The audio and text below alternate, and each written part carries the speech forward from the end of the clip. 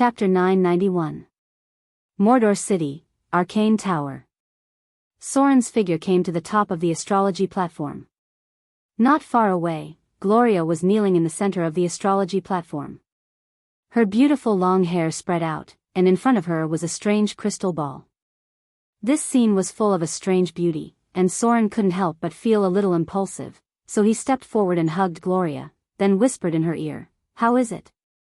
Gloria felt a hand reaching into her chest along the wide witch robe, and a trace of blush appeared on her charming face, but she didn't stop it. Instead, she whispered, "Mother just sent back the news. She's doing very well in the Sigil City. Moreover, she said that she has already controlled some forces in the Sigil City, so it's convenient for her to carry out the next step." Forces? It's only been a few days. The fallen witch has already controlled forces in the Sigil City so quickly? As if knowing Soren's doubts, Gloria told him what had happened. Then Soren learned that there was an unlucky demon who had the idea to take over the fallen witch, but this unlucky guy had already died. The fallen witch naturally took over his forces, a tavern in the Sigil City that was responsible for entertaining demons and demons.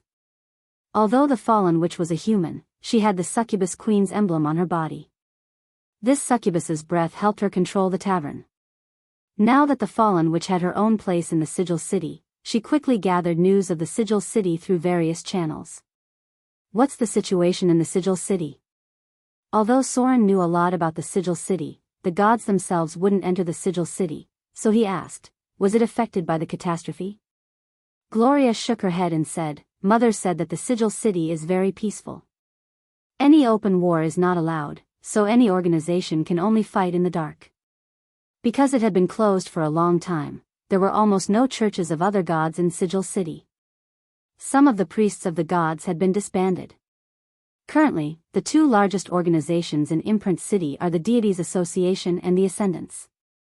Other than that, there's also a special organization called Godslayer. Mother said that these people are closely related to the Arcane Empire. She is trying to get in touch with them.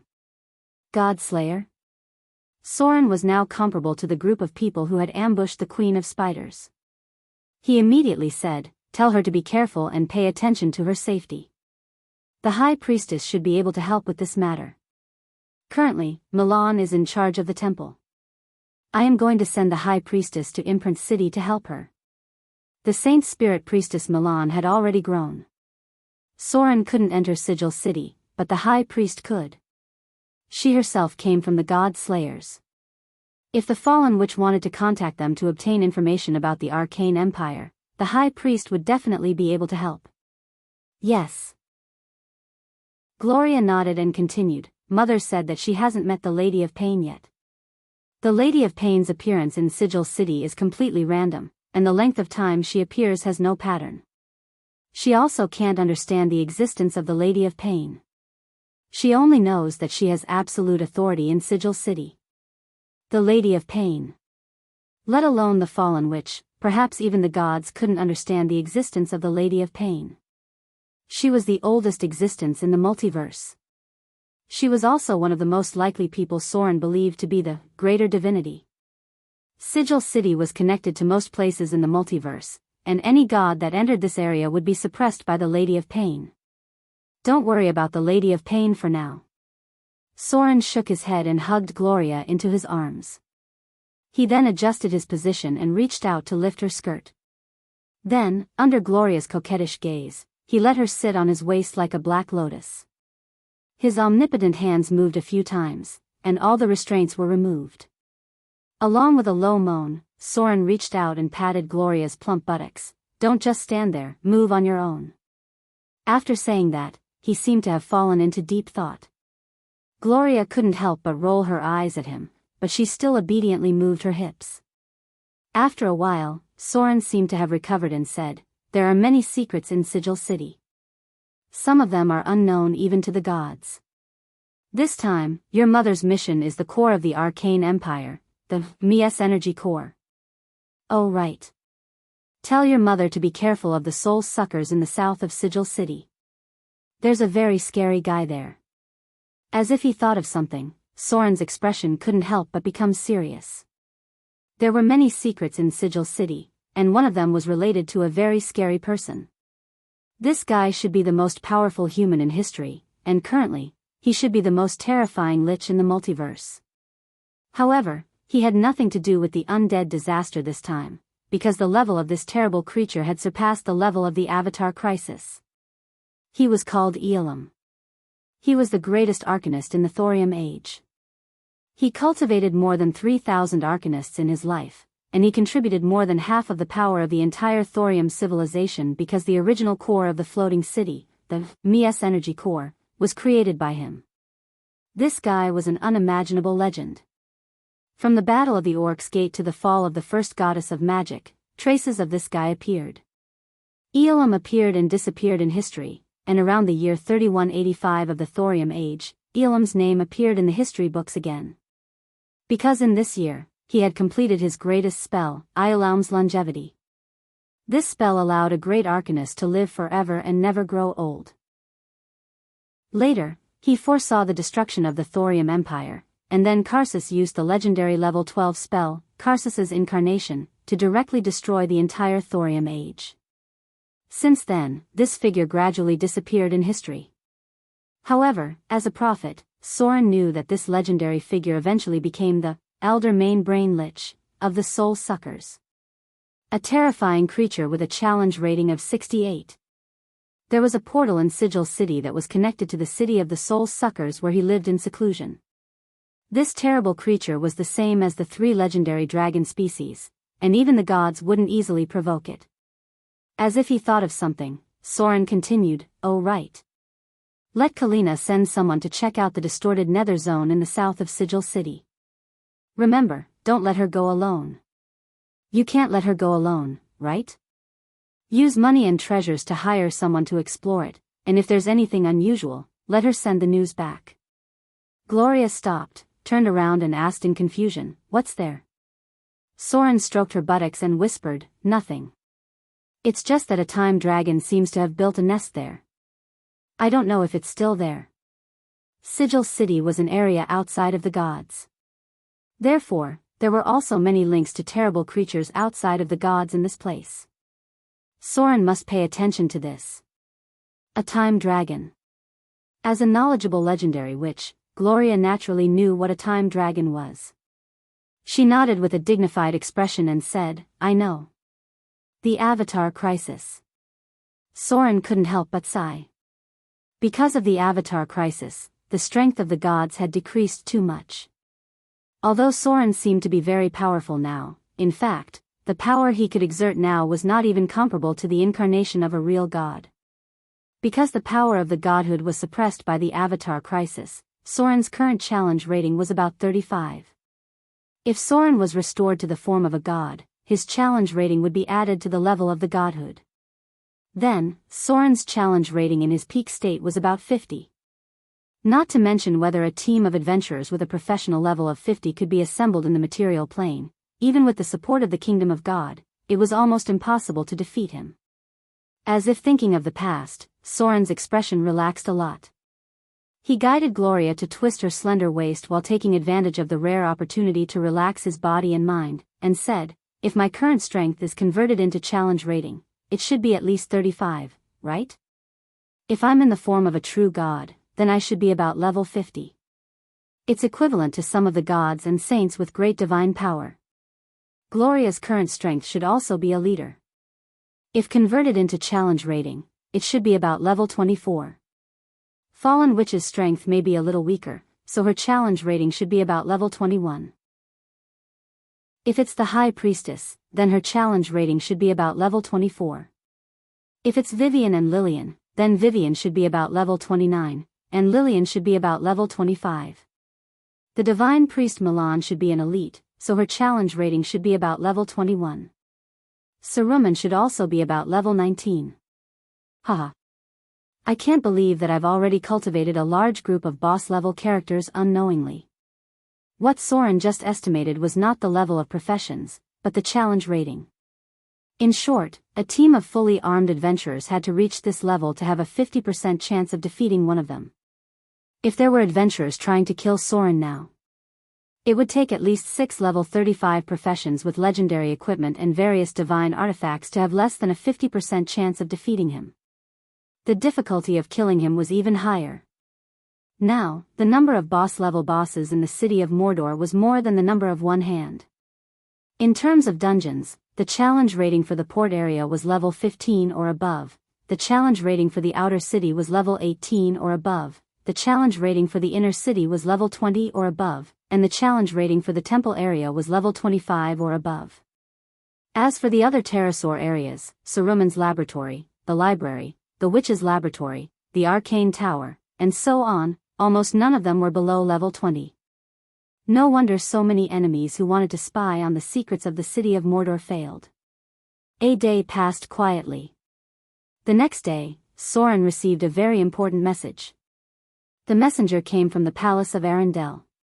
She brought a message from the Princess Royal. The Princess Royal will hold the Ascension ceremony in this month. At the same time, Princess Anna will be officially crowned as queen. Chapter 992. Princess Royal had officially become a god. This was a very important thing for both Arendelle and Mordor City. Because this meant that Mordor City was powerful again.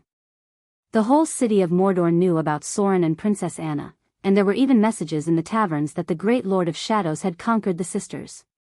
Not only Princess Anna was Soren's intimate partner, but even the legendary Princess Royal had an affair with Soren. There was no way to explain this kind of thing, because the more he explained, the more troublesome it would be, so he could only leave it aside. Princess Royal becoming a god was not a trivial matter. Even if the disaster of the undead broke out now, Soren had to spare time to prepare, and at the same time, he had to send the news to other allies. In the study, Gloria's figure came out. Her expression was very calm. She came to Soren, handed a list to him on the desk, and said softly, "This is the list of prepared gifts.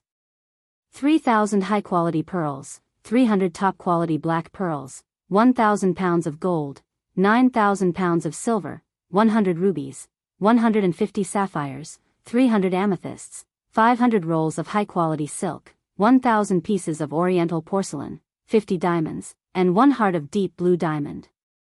A long list of gifts filled the list in front of him. Soren took a look at it and was stunned for a moment, then he looked up at Gloria in front of him. "We can't let people look down on Mordor City."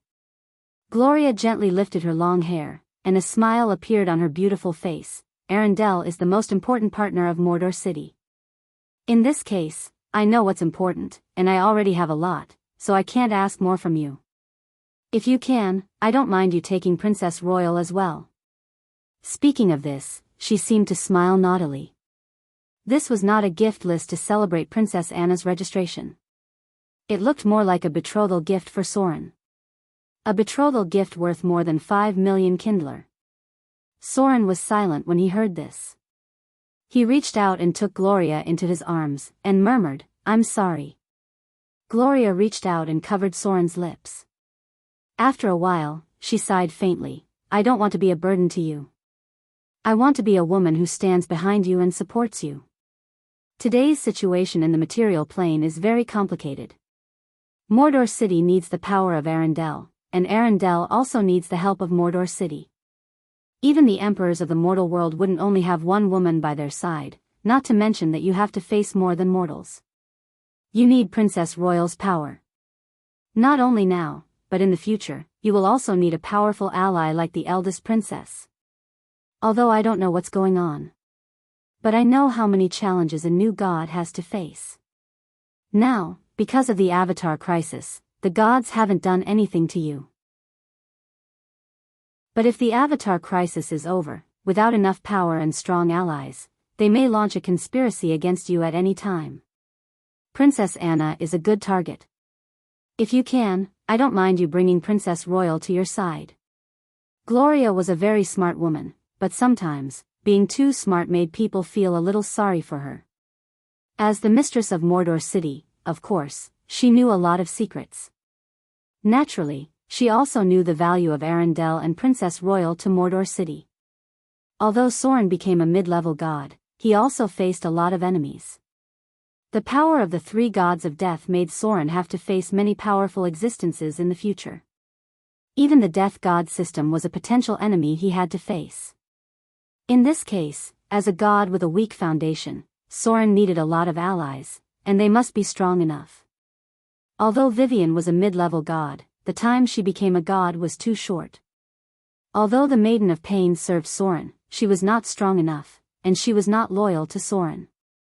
Saruman was still not strong enough. If it involved the struggle between the gods, the only one who could help Soren was the powerful Princess Royal. Gloria chose to be tolerant and give in at this moment. She was a very smart woman, because she knew that if she didn't choose so, Soren would face a difficult situation. How to deal with Princess Royal, and how to face Princess Anna. There was a short silence. Then Soren hugged Gloria tightly in his arms. He was not a person who would drag his feet. At this time, he could only promise, "You will always be the mistress of Mordor." As Gloria said, Princess Anna was a good partner. She was the successor of Arendelle, and she could not interfere with Mordor because the whole Frost Kingdom needed her to manage it. If Princess Royal became a god, she would be the strongest link between Soren and Princess Royal. This relationship was enough to ensure that they would become the strongest allies in the future. Soren was a new god, and so was Princess Royal. Go and get ready. Gloria raised her head and kissed Soren gently on the lips, and then said, "Although I can't guess what you want to do in the end. But I know that it must be the greatness above the gods. I don't want to be a burden to you. I just want to stand behind you and witness that moment with my own eyes." Everything in Mordor. Gloria saw everything that Soren had done along the way. She could feel what Soren was going to do, which was something that no god had ever tried. If it succeeded, the world would change because of it. There must be a lot of resistance. The gods were sometimes stubborn and conservative. The Avatar crisis gave Soren a chance, but with the end of the Avatar crisis, the conflict would inevitably lead to a new confrontation. Soren needed strong allies, and neither the goddess of agriculture nor the goddess of wealth were enough to be Soren's real help. Princess Royal could do this. In the future, even in the face of a powerful god, Princess Royal would still be the strongest fighting force that could not be ignored. The fleet full of gifts set off. At the same time, there were also messengers from the City of Wealth, the Northern Tower, and the Harvest City. Princess Royal's investiture ceremony and Princess Anna's coronation ceremony had obviously become a big meeting for Soren's allies. Even the messengers from the Eastern Kingdom had set off. After learning the news, the Eastern Princess immediately sent a team of messengers with rich gifts. She hoped to occupy a position in these alliances. Arendelle. With the arrival of autumn, the whole of Arendelle suddenly became lively. The fleet of Mordor City was docked in the port, and the airships were docked near the tower. Countless gifts were carried down one by one, which made people marvel at the wealth and generosity of Mordor City. The witch envoys from the Northern Tower followed closely behind. They brought the blessings and celebrations from the Eye of the North. The messenger of the Goddess of Wealth was also generous. This lady hoped to gain the friendship of Princess Royal, and trade with Arendelle could allow her to gain more divine power. The messengers of the Goddess of Agriculture were the last to arrive, even later than the messengers of the Eastern Princess, but they brought a special gift, an improved winter wheat that could be cultivated by Arendelle for 2 seasons. Princess Royal's investiture ceremony was very simple. At least it was much simpler than Soren's and Eugene's, and the internal composition of her church was also very special. The Ice Witches were the main composition of the church. Unlike Soren's clergy, Princess Royal's core clergy was ice, cold, and winter. This was the ancient clergy. In other words, Princess Royal's clergy had existed since the birth of all things and the beginning of the change of seasons. To some extent, Princess Royal's power was more special than Soren's, because she was very close to the ancient gods. The power of winter, cold, and ice made her less dependent on the church and believers. Although she could not be compared with Mother Earth, Princess Royal had an innate advantage over other gods. The whole church of Princess Royal had less than 1,000 people, and the number of priests was even fewer. Most of them were ice witches. In the future, the number of priests would gradually increase, and the scale of believers would also expand, but the dependence of the church on the secular world would be reduced. To some extent, even if Princess Royal did not have a church, her strength could at least be maintained at the mid-level divine power. This was something that Soren could not compare with. A large part of Soren's power was still in other gods. Whether it was the king of the dead, Klemvox, or the god of murder, Sirik, they all had clergy and divine power that Soren needed. The goddess of agriculture seemed to be unusually enthusiastic about Princess Royal's apotheosis. She not only sent cold-resistant crops that could greatly increase the agricultural output in the north, but also sent her own voter. This could basically represent the second incarnation of a god. Obviously, the goddess of agriculture wanted to get something from Princess Royal, and according to Soren's guess, the goddess of agriculture seemed to be very interested in one of the clergy of the four seasons. The official apotheosis would take place 3 days later. After Princess Royal's apotheosis, Princess Anna would be crowned queen. 3 days passed quickly. With the arrival of Princess Royal's apotheosis ceremony, the temperature of the whole material plane seemed to have dropped a lot. A cold current swept across the whole world, and this cold air suddenly made all races feel the arrival of winter. Princess Royal's apotheosis ceremony was chosen at 3:00 in the afternoon, which meant that she did not belong to the evil camp, but was finally positioned as the neutral camp. Originally, Princess Royal's camp was the neutral camp, but because of the Avatar crisis, especially after she became the Queen of Arendelle, her camp gradually deviated. It was difficult for a king to guarantee pure kindness. Finally, Princess Royal deviated to the neutral camp when she was apotheosis. Of course, it was because of Sauron's influence. Princess Royal's final apotheosis was fixed on cold, ice, and winter. The apotheosis ceremony was very close to the ancient ceremony, and the prayers of believers were omitted, which meant that her need for faith and church was very low. It also meant that Princess Royal had finally decided on her own path. The incarnation of winter. P.S. Tomorrow's update will be brought forward to 8:00 in the morning. Chapter 993. Princess Royal's investiture ceremony was very special. Whether it was in Soren's or Eugene's investiture ceremony, the prayers were a very important part of the ceremony. However, in Princess Royal's investiture ceremony, this was completely covered up. This was because when the investiture ceremony began, snowflakes began to fall. There were no prayers echoing during Soren's investiture ceremony. The whole of Arendelle and Princess Royal's investiture ceremony were silent because of the sudden heavy snow. The weak prayers only echoed around the temple, and other than that, there was only the whistling of the north wind. This was Princess Royal's way of announcing her uniqueness to the gods, and also hinting to her believers that she did not need to pray as much as the other gods. Cold, snow, and winter. These were the sources of her power. Princess Royal's starting point was much higher than Soren's, and it seemed that she had succeeded. The weak prayers were covered up by the snow. However, Princess Royal's investiture ceremony was still going on. Golden light shrouded the sky above Arendelle, and with the arrival of the snow, more and more divine power gathered. This power did not come from the prayers of the believers, nor did it come from the power of faith converted by the divine network. It was a pure elemental power made up of divine power. This is a power between the elemental gods and the human gods. Soren stood on the balcony of Arendelle Palace, and beside him was Princess Anna, who was dressed to the nines. The cute little princess, who had not seen Soren for a long time, seemed a little angry, but she could not help but look at Soren's side profile from time to time. The power of the gods was very different. Soren's divinity was also compatible with the ancient gods, and that was slaughter, death, and shadow. Any slaughter related to Soren could provide him with divine power, and death was a very important part. The shadow divine power originated from the shadow realm. This meant that even if Soren lost all his followers, as long as the shadow realm still existed in the multiverse, Soren's divine power could still be maintained at the level of a lesser divine power. This was the lower limit of divine power brought about by the ancient priesthood.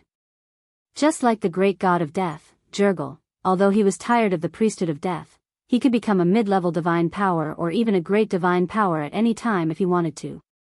The lower limit of Princess Royal's divine power was higher than Soren's. With her current believers, churches, and priests, it would be difficult for her to maintain the faith of a false god. But now, the power she showed in the investiture ceremony was intermediate divine power. Princess Royal opened another door for Soren. To a certain extent, the power that Princess Royal displayed at this moment originated from the elemental gods. In other words, it was the cold and snow that were outside of water, fire, and earth. This special power made Princess Royal an existence that didn't require faith, just like the elemental gods.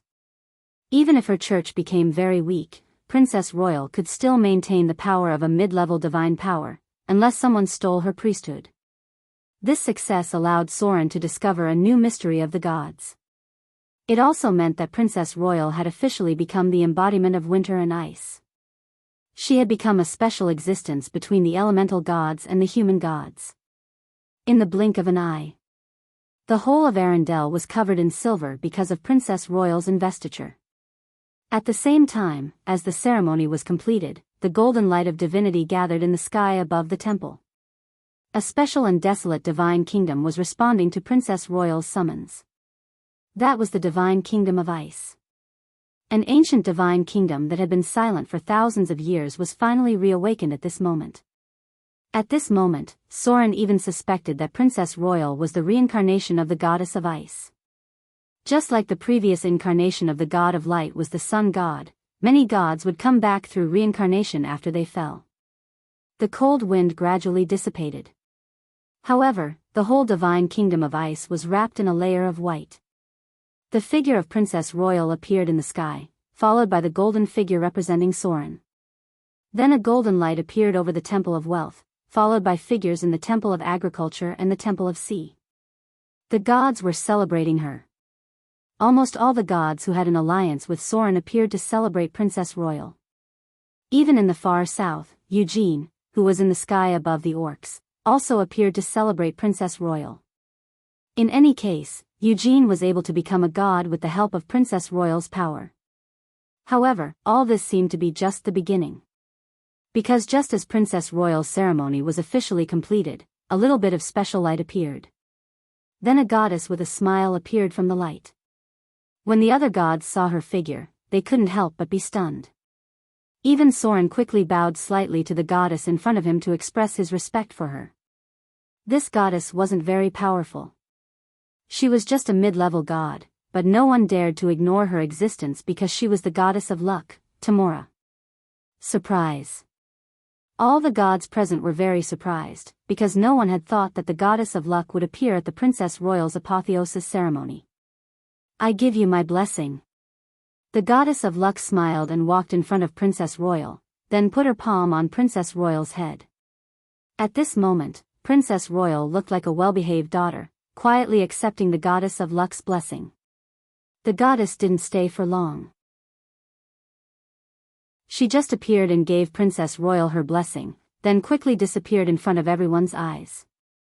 But before everyone recovered from the surprise of the goddess of luck's appearance, suddenly the elemental power of the whole Arendelle became very strong, and then there was a huge wave at the port. The endless sea turned into the figure of a giant. He looked at Princess Royal above Arendelle, then nodded slightly. But it seemed that this was just the beginning. Then the winds suddenly appeared, and in the sky above Arendelle, an ethereal shadow of a goddess also appeared, and at the same time, she nodded slightly to Princess Royal. The goddess of water elements, Istisha. The goddess of wind elements, Arcady. It seemed that the special nature of Princess Royal's ascension had even shocked these ancient elemental gods. 2 of the 4 elemental gods actually appeared. The appearance of the goddess of water elements should be related to the priesthood of ice and snow, and the appearance of the goddess of wind elements should be due to the north wind domain that Princess Royal mastered. There was a trace of inquiry in the eyes of these 2 gods, and their attitude was far less intimate than that of the goddess of luck. They just nodded to Princess Royal and disappeared. This meant that there was a weak connection between the priesthood of Princess Royal and them, but the relationship between them was not close.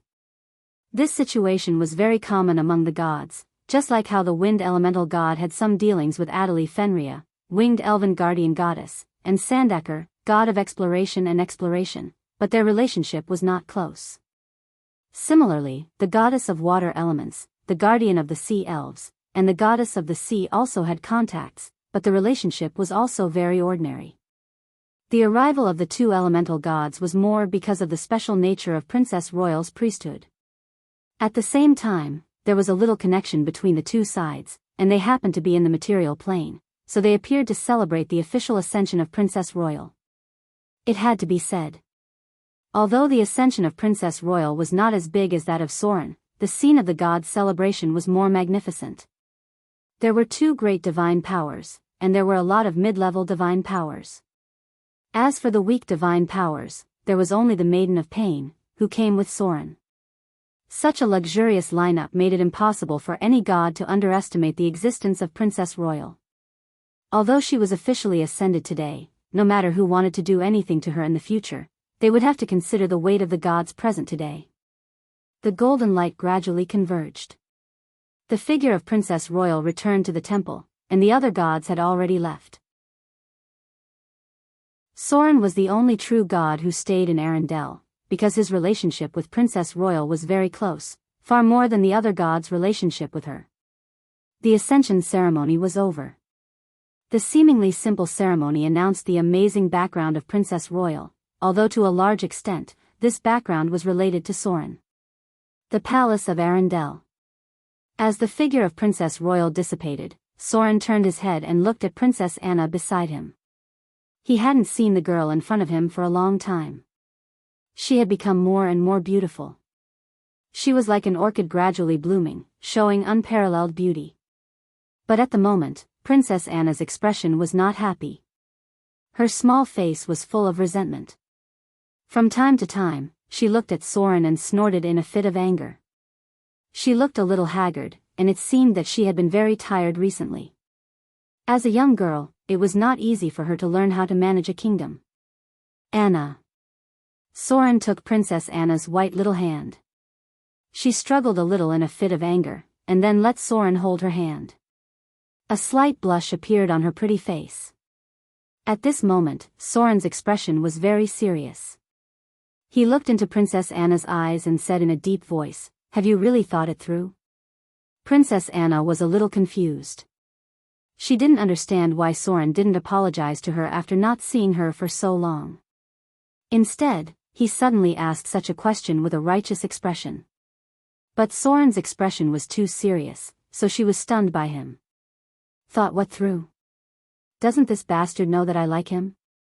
Princess Anna's imagination ran wild, but at this time, Soren held her hands and said seriously, "Have you really thought it through? The Avatar crisis will be over in 2 years at most.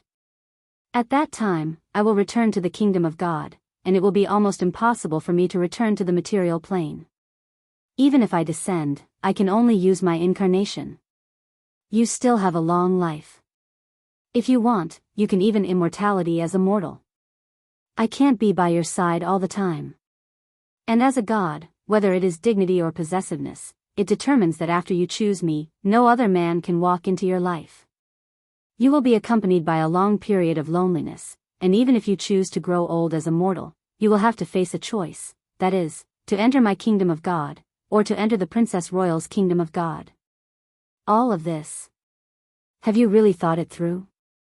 Hearing Soren's words, Princess Anna suddenly froze in place. Then, many questions that had troubled her for a long time were answered. No wonder her sister had always opposed her and Soren, even after knowing that Soren had become a god. No wonder Soren had been avoiding her, because he had seen further than her, and she had never thought about those questions just now. Yes.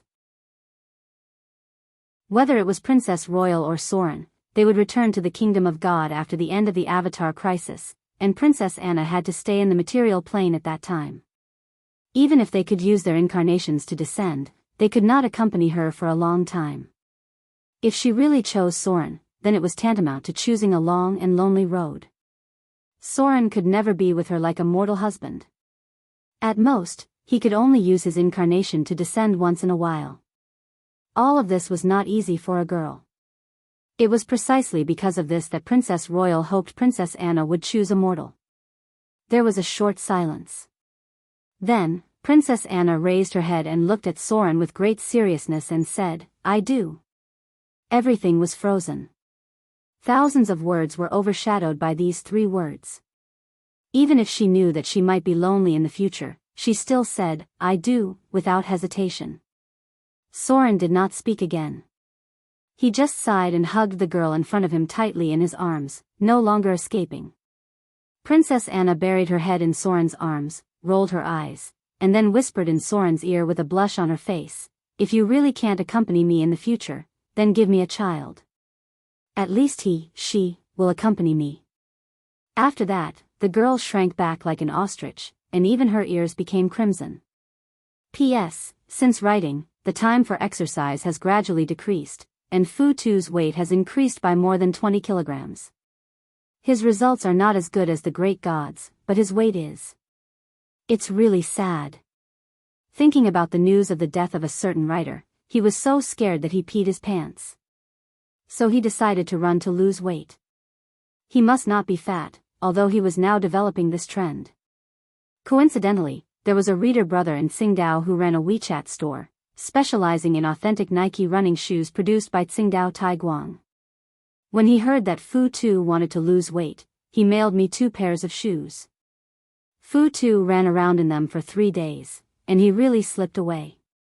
When I went to the store and asked, a pair was more than 800 yuan, and this brother only sold it for more than 400 yuan on WeChat. It was hard to refuse such kindness, so I could only promote this brother. If you need, search my WeChat number, V537547, Awakening Nike Sports Discount Store, mention my name and you will get a discount. Chapter 994.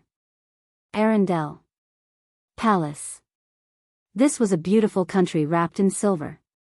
Although it was only October and there was still some time before winter, because of Princess Royal's investiture, this year's winter had obviously started earlier. Shortly after Princess Royal's investiture, Princess Anna's coronation ceremony was also held as usual. Unlike the investiture ceremony of Princess Royal, Princess Anna's coronation ceremony was very grand.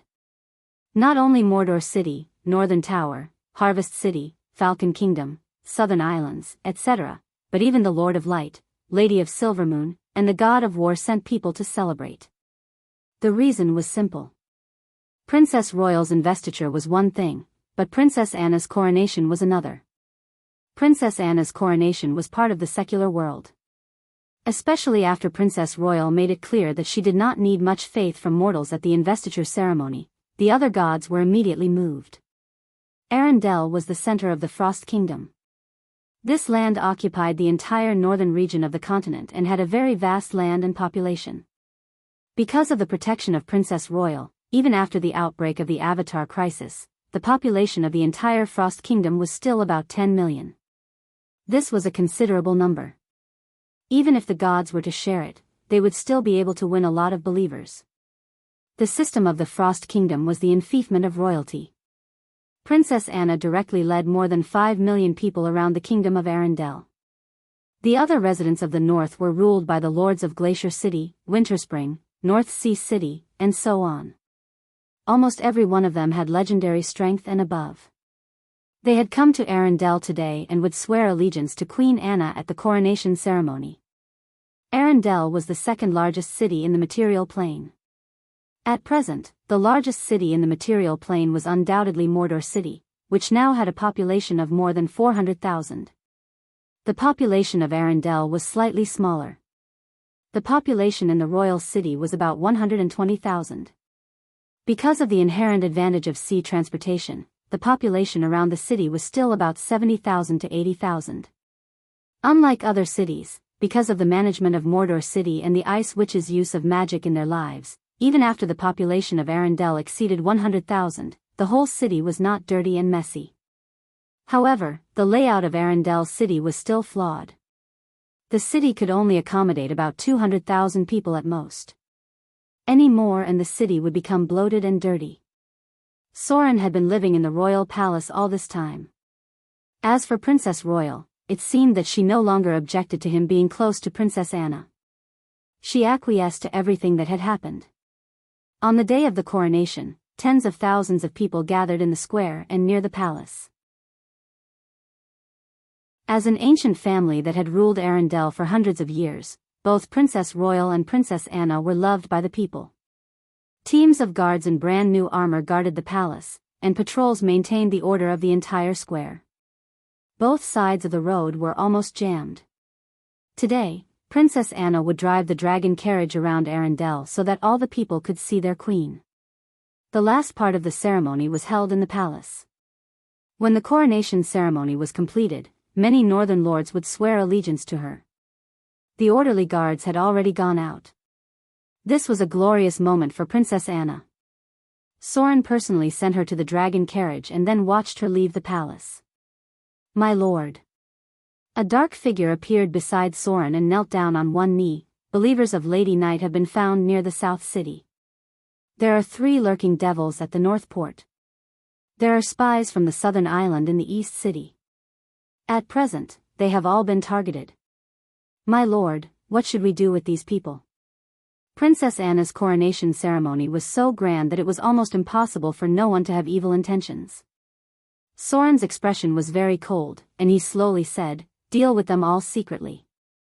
Don't alarm too many people, and don't affect the ceremony." Just like before, Soren's believers had been secretly protecting Princess Anna and getting rid of those who had evil intentions for her. Although the elder princess had great power, whether it was the Ice Witches or the Temple Church, it was impossible to have so many rogues under Soren's command. Any conspiracy could not be hidden in front of him, and today, Soren's murderous intent was undoubtedly heavier. Understood. The dark figure disappeared. At the same time, more than 5 teams of top rogues inside Arendelle could also act.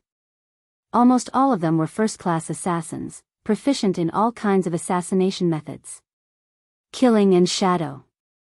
Although Soren's clergy was not murder, his mastery of assassination was getting stronger and stronger. With Soren's order, there was a brief disturbance in the distance, but it soon subsided. In the palace, Princess Royal cast a puzzled look at Soren, but after Soren nodded slightly, she looked away. Someone was trying to destroy Princess Anna's coronation ceremony. They didn't dare to do anything when Princess Royal was crowned as a god because the consequences were too terrible. But during Princess Anna's coronation ceremony, Soren's rogues killed at least 5 waves of people who tried to cause chaos and panic during the process. Among them, there were even believers of Lady of the Night, but now their bodies were lying in the cold trench. There was a loud cheer in the square. The people of Arendelle were celebrating their queen, and the whole city was shrouded in a sea of joy. This was something that Mordor could not have because Princess Anna was a kind ruler, and Soren was not. Kindness was sometimes regarded as weakness. So all this required Soren to secretly deal with some people who had ideas. The whole ceremony needed to be completed within a day, so when Princess Anna walked around Arendelle, she immediately returned to the palace. There was still one important part of her coronation ceremony that was not completed. The mighty crowd gathered in front of the palace. And Princess Anna, who looked extremely noble and beautiful, came to the balcony at the top of the palace. She waved to tens of thousands of people, and there was a loud cheer below. Then the cheers gradually subsided, and a golden light rose into the sky, and then turned into the figure of Princess Royal.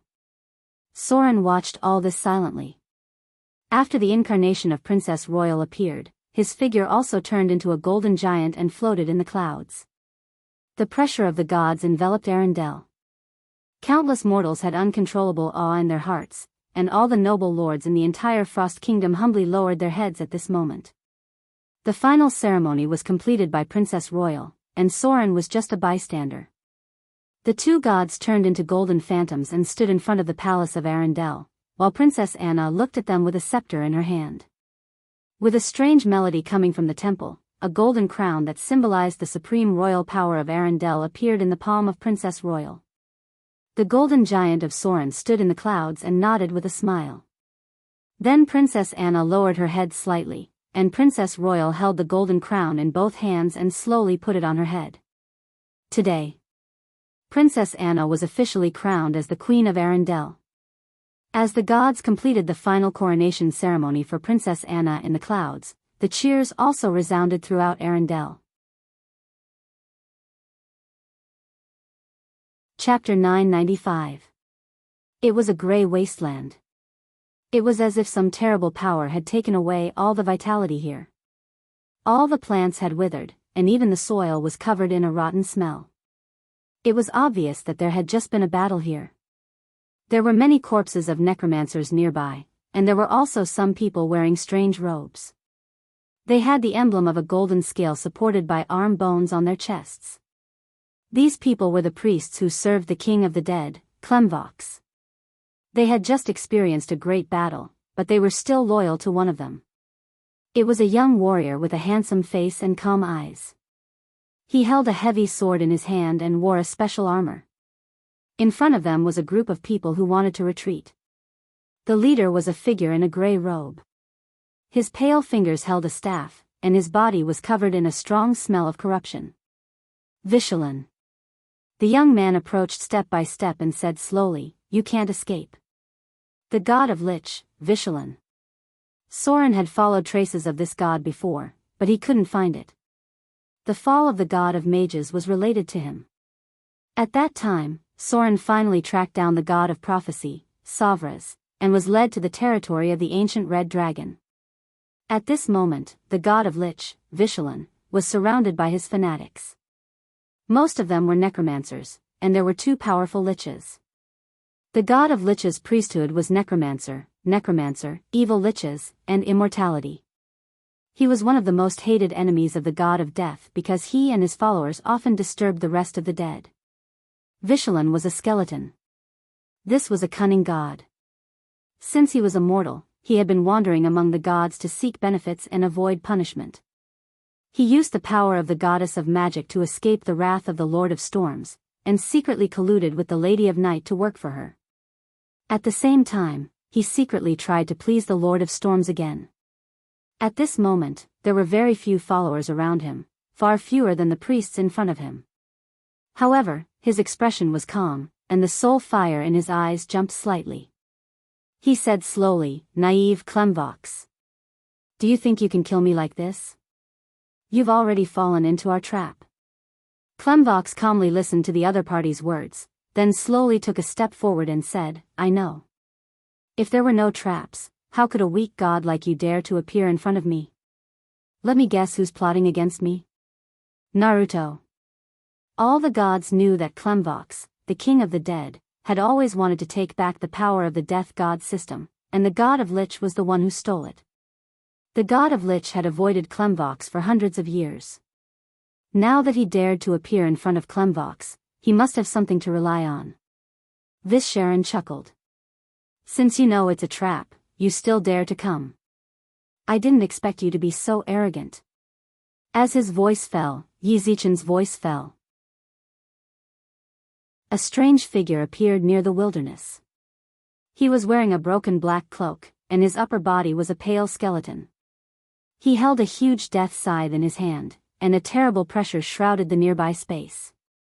Even if he did not speak, everyone recognized his existence, because this aura of hatred towards life could only be found on one god, and that was the god of death, Hell. Naruto. Clemvox, the king of the dead, had a serious expression and said in a deep voice, "This is not the Grey Eagle world. Do you really want to get involved in the struggle between the gods of this world?" There was not only one material plane. Although Naruto had faith in this world, his core faith was in a material kingdom called Grey Eagle. The world he finally chose to descend to was here, and it was obvious that he had a plan long ago. There were many material planes in the multiverse, and there were many gods scattered across the material planes. Their faith was scattered in many places. Among these gods, there was a special one, the Queen of Spiders.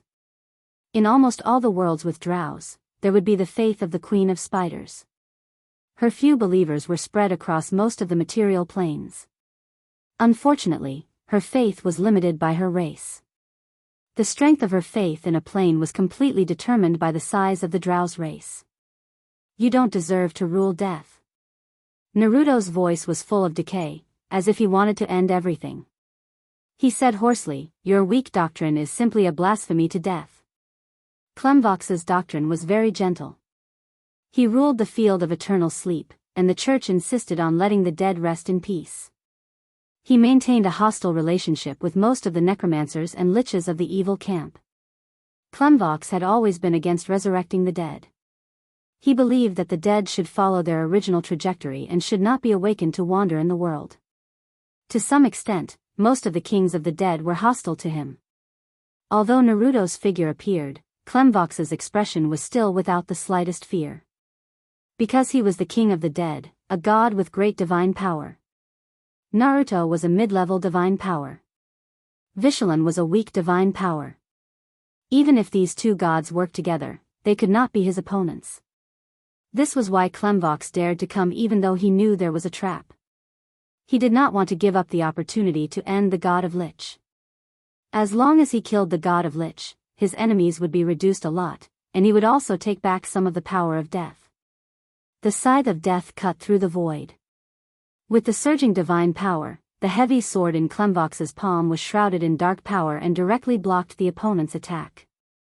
Some translucent shadows holding the scythe of death appeared. These were his servants of death. Since he knew it was a trap, of course he would not come alone. He had gathered most of his power and was ready to destroy two opponents of the death god system in one fell swoop. Hee.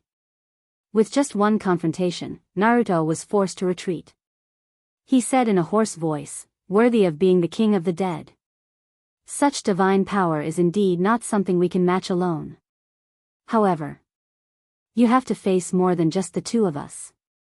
Hearing Naruto's words, Clemvox could not help but frown. Things seemed to be a little beyond his expectations. He thought that the god of Lich was only colluding with Naruto, but at the moment when they just fought, some rotten and depraved evil breath also appeared in the wilderness. Not knowing when, the whole wilderness was full of all kinds of powerful undead. The undead, Orvo. A terrible lich with a staff appeared on the battlefield. He looked at Clemvox with cold eyes and did not hide his disgust and hatred for him. Sazastin. The leader of the Red Robe Wizards, the evil lich who once ruled the Tori region. Behind him were many wizards in red robes. The undead king, Orcus. With the evil breath from the bottomless abyss, the chaotic force field of the demon spread. Orcus' huge and fat figure appeared, looking at Clemvox with crazy eyes. One by one, powerful undead appeared. These undead were at least high-grade legends, and there were even many powerful demigod liches. They were all undead kings who occupied the lower planes. From the spiritual world to the underworld, from the grey wilderness to the bottomless abyss, evil and terrible undead creatures were everywhere in every corner of the lower planes. These people were the enemies of Clemvox. From the very beginning, his doctrine had violated the wishes of these undead kings. If there was no outbreak of the Avatar crisis, none of these undead kings would be able to defeat Clemvox. But now, with the outbreak of the Avatar crisis, Clemvox was weakened a lot even though he was a powerful god. This made it possible for these undead kings in front of him to fight with him. Hundreds of liches appeared in front of him. These liches came from more than 10 different planes and half-planes. The terrible breath of the winter ghosts also appeared. For any undead, the king of the dead was an enemy worthy of fear. And the divine power and priesthood of the king of the dead were also what they most desired. Naruto's conspiracy was to take advantage of the hostility of these people to Clemvox. For thousands of years, Clemvox's church and doctrine had offended countless powerful undead. If it were not for the influence of Jurgil, he would not be able to hold the position of the king of the dead. Clemvox's expression finally became dignified. If there was no Avatar crisis, he would not have the slightest fear in the face of so many enemies in the form of a true god. But now he was only in the form of a saint. Even if he was the Lord God of Death, he might not be able to fight against so many enemies. But at this moment, he had no way out. Naruto had sealed all the space, and all he could do was to fight with all his strength. October was coming. Soren stayed in Arendelle for 7 days. When he returned to Mordor, it was almost October. Gloria welcomed his return, and at the same time, brought back the good news from the fallen witches. But before Soren could be happy, he couldn't help but look up at the sky in shock. In the realm invisible to mortals, the star representing the king of the dead, Clemvox, was dim. As if some kind of restriction had been lifted, the death aura in the entire material plane suddenly became rich. With the slight fluctuations of the elemental tide, a breath full of decay, depravity, and death gradually spread. Clemvox was in trouble. Although he had not fallen yet, his situation seemed to be more serious than the disappearance of the goddess of magic last time. Because the slumber realm, that shrouded the material plane and controlled by the king of the dead, Clemvox, was gradually declining and fading. Since Clemvox became a god, the slumber realm had shrouded the material plane, so the possibility of the resurrection of the undead in the material plane was far lower than in other worlds. Now, the slumber realm was gradually dissipating. Chapter 996. What happened just now? Gloria came to Soren's side and held Soren's hand nervously. She murmured, "I felt something just now." But it wasn't clear. Although she had the power of prophecy, she wasn't a real god after all. Mortals didn't feel anything when the realm of eternal rest dissipated, but legendary masters would have a weak feeling because the energy of the whole material plane had changed. They would feel a cold and evil breath approaching. Only real gods could perceive the changes in the whole world. As the main god of death, Clemvox's realm of eternal rest was like a magic net that covered the whole world. This kind of power made it so that ordinary dead people couldn't resurrect on their own. They had to use necromancy spells to transform into undead. Now that the long sleep domain was gradually dissipating, along with the dense death aura, even without any spells, dead creatures could be directly transformed into undead. The realm of eternal rest is dissipating. Many great gods had their own realms that covered the material plane, just like the climate of the Amazon rainforest. To a large extent, it was because of the influence of the Storm Lord's realm. Soren closed his eyes and felt the changes in the material plane. He murmured, "Something happened to the king of the dead, Clemvox. The realm of eternal rest that covered the material plane is dissipating." This was a fate that Soren couldn't change. From the beginning to the end, he didn't know where Clemvox was. He was a great god, and unless he deliberately wanted to meet with Soren, it was difficult for Soren to track him down. Everything still happened. In the end, Clemvox still had a battle with the kings of the dead. Although he didn't know where Soren was, he was sure that the battle must be very fierce. The king of the dead's current state should be very bad. If even the realm of eternal rest had lost its effect, then Clemvox should be very, very seriously injured now. At the same time, as a mid-level god and a god that was close to becoming a great god, Soren also felt a rotten and evil power seeping into the material plane when the realm of eternal rest disappeared. This was the power of Naruto. Although Naruto's faith had spread to the desert, for most of the old gods, Naruto was still a god from another world, an outsider. His faith originated from a country called Grey Eagle.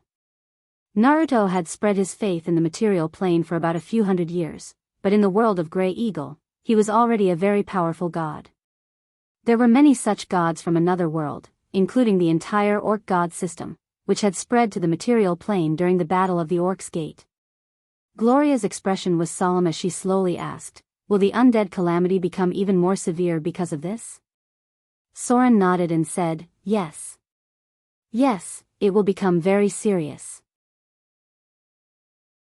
The realm of eternal rest was a power that suppressed death, which greatly increased the difficulty of resurrecting the dead. The dissipation of the realm of eternal rest meant that the dead would automatically turn into the undead. Perhaps in a few days, those places that once had a war and a large number of refugees would quickly become a paradise for the undead. In the blink of an eye, a day had passed. As if to prove Soren's words, some strange changes were beginning to happen near the Agate River in the south, where the war between the orcs and the half-elves had broken out. This was a black and fertile land. In order to fight for this land, the half-elves and the orcs had broken out continuously.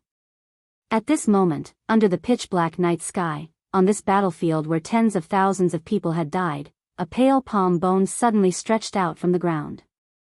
Then, the white bone lifted the soil and a half-orc who looked very rotten crawled out. Even after death, his body was still tall, and he held a rusty sword in his hand. In his eyes, there was a weak soul fire. All of this seemed to be the beginning. The whole land began to churn, and one by one, the undead crawled out from the ground. There were orcs, humans, half-elves, and the undead that had died on this land were resurrected one by one. However, at this moment, they didn't do anything. Because on the other side of the battlefield, a very strong undead aura broke out. This was the graveyard of the orcs. Accompanied by the evil aura, a half-orc shaman that was almost rotten crawled out from the ground. He held a white bone staff in one hand and a skull in the other. At this moment, he was looking at the other undead with the soul fire in his eyes. Dong dong dong. A strange vibration sound was heard. In front of the orc graveyard, a team of necromancers in grey robes were casting spells, and next to them was a legendary lich. They seemed to be summoning something. Boom! The graveyard in front of them suddenly exploded, and then a burly half-orc walked out of the graveyard. His body didn't rot much, but it was covered with various livor mortis. This meant that he was very powerful when he was alive, and he had tempered his body to a rather amazing degree. This was the Fire Blade Sword Saint of the half-orc clan. He didn't die in the battle with the half-elves, but in the subsequent demon invasion, in order to protect the clan, he died together with a secondary demon lord from the bottomless abyss. He used to be the right-hand man of Eugene, the divine ascender. But now he was resurrected as an undead, and his sword was covered with dark flames. This was the withering fire from the high-grade undead, and it was also the most vicious fire of negative energy in the lower plane. It could use the vitality of any living creature as fuel. With the resurrection of the Fire Blade Sword Saint, the surrounding necromancers also retreated and bowed slightly to show their respect. This was a high-grade undead with a creature level of more than 25. His death was because of the curse of the secondary demon lord, so he couldn't enter the Holy Kingdom and was forced to wander in the endless river Styx. Clemvox's realm of eternal sleep dissipated, which not only meant that the restrictions of the material plane were lifted. At the same time, it meant that other undead kings had the ability to reach out and touch the spiritual world, the underworld, and other areas of the river Styx in the lower plane. Without eternal sleep, there was no rest. They could use their evil power to summon the souls of the dead. The same scene happened in Amber City. In the beginning, when Soren left, thousands of houses in the city were burned to ashes, and many people were burned alive in the fire. At this moment, in the dark night, a strange white fog spread. There weren't enough bones here, but the remaining souls and resentment led to the birth of ghosts. One after another, pale phantoms floated in the ruins, constantly emitting strange and horrifying laughter. Bottomless Abyss, Soren's Holy Kingdom. After such a long time of development, the entire Holy Kingdom had changed a lot. The size of the reincarnation pool had doubled, but the number of heroic spirits was 10% less than before because many of them had fallen in the war against the Holy Kingdom of Fear. Although new heroic spirits were constantly born, it still couldn't make up for the gap in the beginning. The dead ugly monkey became an oracle from another world. He was currently the highest authority in the Holy Kingdom and was responsible for helping Soren manage the whole kingdom. Of course, he was only responsible for the part of fighting and guiding souls. The specific construction of the Holy Kingdom was still the responsibility of the original Saint Cardinal. At this moment, a golden beam of light suddenly appeared in the sky above the giant god's temple, and then the ugly monkey's figure quickly returned to the temple and knelt in front of Soren's statue. His expression was solemn. About a few minutes later, he walked out of the temple and announced to the other heroic spirits, "There are abnormalities in the underworld and the river Styx. Clemvox, the god of death, and his servants from another world can no longer complete the task of guiding souls. Our Lord has given an oracle. From now on, the souls of believers will be guided by us personally." The authority of the gods was part of the operation of the world. Just like the fall of the goddess of magic would cause the collapse of the magic net and affect the entire material plane, Clemvox, the king of the dead, directly caused the souls of the believers of the gods to be unguided. The gods and the god of death had a contract. That was, the souls of most of the believers. Except for those who were particularly devout and important, who would be personally guided by the oracles from another world, the rest of the souls would go to the underworld and be collected by the servants of death. Finally, the oracles of the gods would be responsible for guiding them to the interior of the Holy Kingdom. Most of the souls that were not guided by the oracles from another world would enter the river Styx, and a small number would wander into the bottomless abyss, the Bator Inferno, the Grey Wilderness, and other areas. The ugly monkey had begun to fulfill his duties. He had guided 3 batches of souls so far, about 300 people in total. They were all believers who died in the battle when the elemental chaos broke out in the sphere of influence of Motor City, and some wanderers who believed in Soren and died in battle in other places. These souls all went directly to the underworld at first. Then, as the oracles from another world, the ugly monkey had the ability to temporarily leave the Holy Kingdom. He was responsible for completing the contract and assisting Soren to take the souls from the servants of death. But now it was impossible. Clemvox, the king of the dead, was missing, and those servants of death could no longer complete the task. Although the souls would enter the underworld, they had lost the protection of death. This meant that the devils, demons, and demons would be ready to take action. When Clemvox was still alive, there were bold devils who stole souls from the underworld. Now that the undead kings had joined forces to seriously injure Clemvox, causing his whereabouts to be unknown, many devils and demons could not wait to reach their hands into the river Styx. The figures of the devils were looming in the disaster of the undead. They were creatures whose interests were paramount. After the first plunder of the material plane, these cunning devils quickly targeted the underworld. In this case, the believers of the gods could only rely on themselves for protection. As the oracles from another world of Soren, from now on, the ugly monkey needed to personally lead the demon hunters to guide the souls of the believers. Otherwise, they would be stolen by the devils. Chapter 997. Blood dyed the earth red. Eugene dragged his heavy steps forward slowly. Behind him was a tall and burly half-orc with dark red skin. This was the current leader of the Fireblade clan, the 7th-generation Fireblade swordmaster, and the right-hand man of Eugene, the Ascendant. Around Eugene were piles of white bones and many half-orc bodies. The power of the god suppressed the evil, and in front of them was a broken body. It was the awakened Fireblade swordmaster, the powerful existence who once killed the lesser demon lord alone. In this battle, the half-orc suffered heavy losses. In order to eliminate these resurrected undead, Eugene personally participated in the battle. Nearly 3,000 of the half-orc elite troops died in the battle, which was a very heavy blow to the clan. But Eugene had no choice. He could not allow these undead to spread. Otherwise, the survival of the entire half-orc group would be seriously threatened. Cremate the bodies of these warriors. Eugene's expression was extremely tired. Even after becoming a god, he still maintained his old face. He did not want to deliberately change anything because in the belief of the half-orcs, he was an elder like a father or an ancestor. He slowly said, "Let the shamans prepare the soul summoning ceremony. The souls of these warriors must be sent to the ancestral land to rest."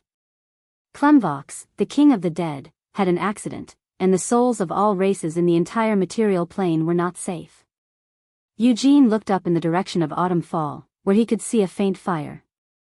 He could imagine what kind of predicament Autumn Fall would encounter after losing the realm of eternal sleep. The city was in dire straits. The ghouls in the dark finally showed their fangs. With the arrival of the undead disaster, Autumn Fall could become history at any time. The same scene happened in Amber City. A large number of ghosts made many ordinary people flee in panic, but the outbreak of the Avatar crisis made them have nowhere to go. The City of Wealth also broke out in the undead riots, but fortunately, the divine power of the Lady of Wealth had recovered a lot, and the riots subsided overnight. Motor City. The dark night fell, and a sharp alarm suddenly sounded. Soren's figure appeared at the top of the tower, and beside him stood Gloria. "My lord." A black shadow appeared behind Soren and knelt down on one knee. "There are undead in the north and south of the island of Moder. Some resurrected skeletal creatures have appeared in the west. The temple's guards have already set off." Soren nodded, then looked at the city wall. He did not intend to take part in this battle. The city of Mordor already had enough strength, and the army was enough to quell this level of chaos. Squads of soldiers rushed out of the barracks. At the location of the great shrine, the priests were also gathered under Milan's arrangement. The island of Moder itself had experienced many battles. This time, the people who were resurrected were the aborigines who had been killed by Soren.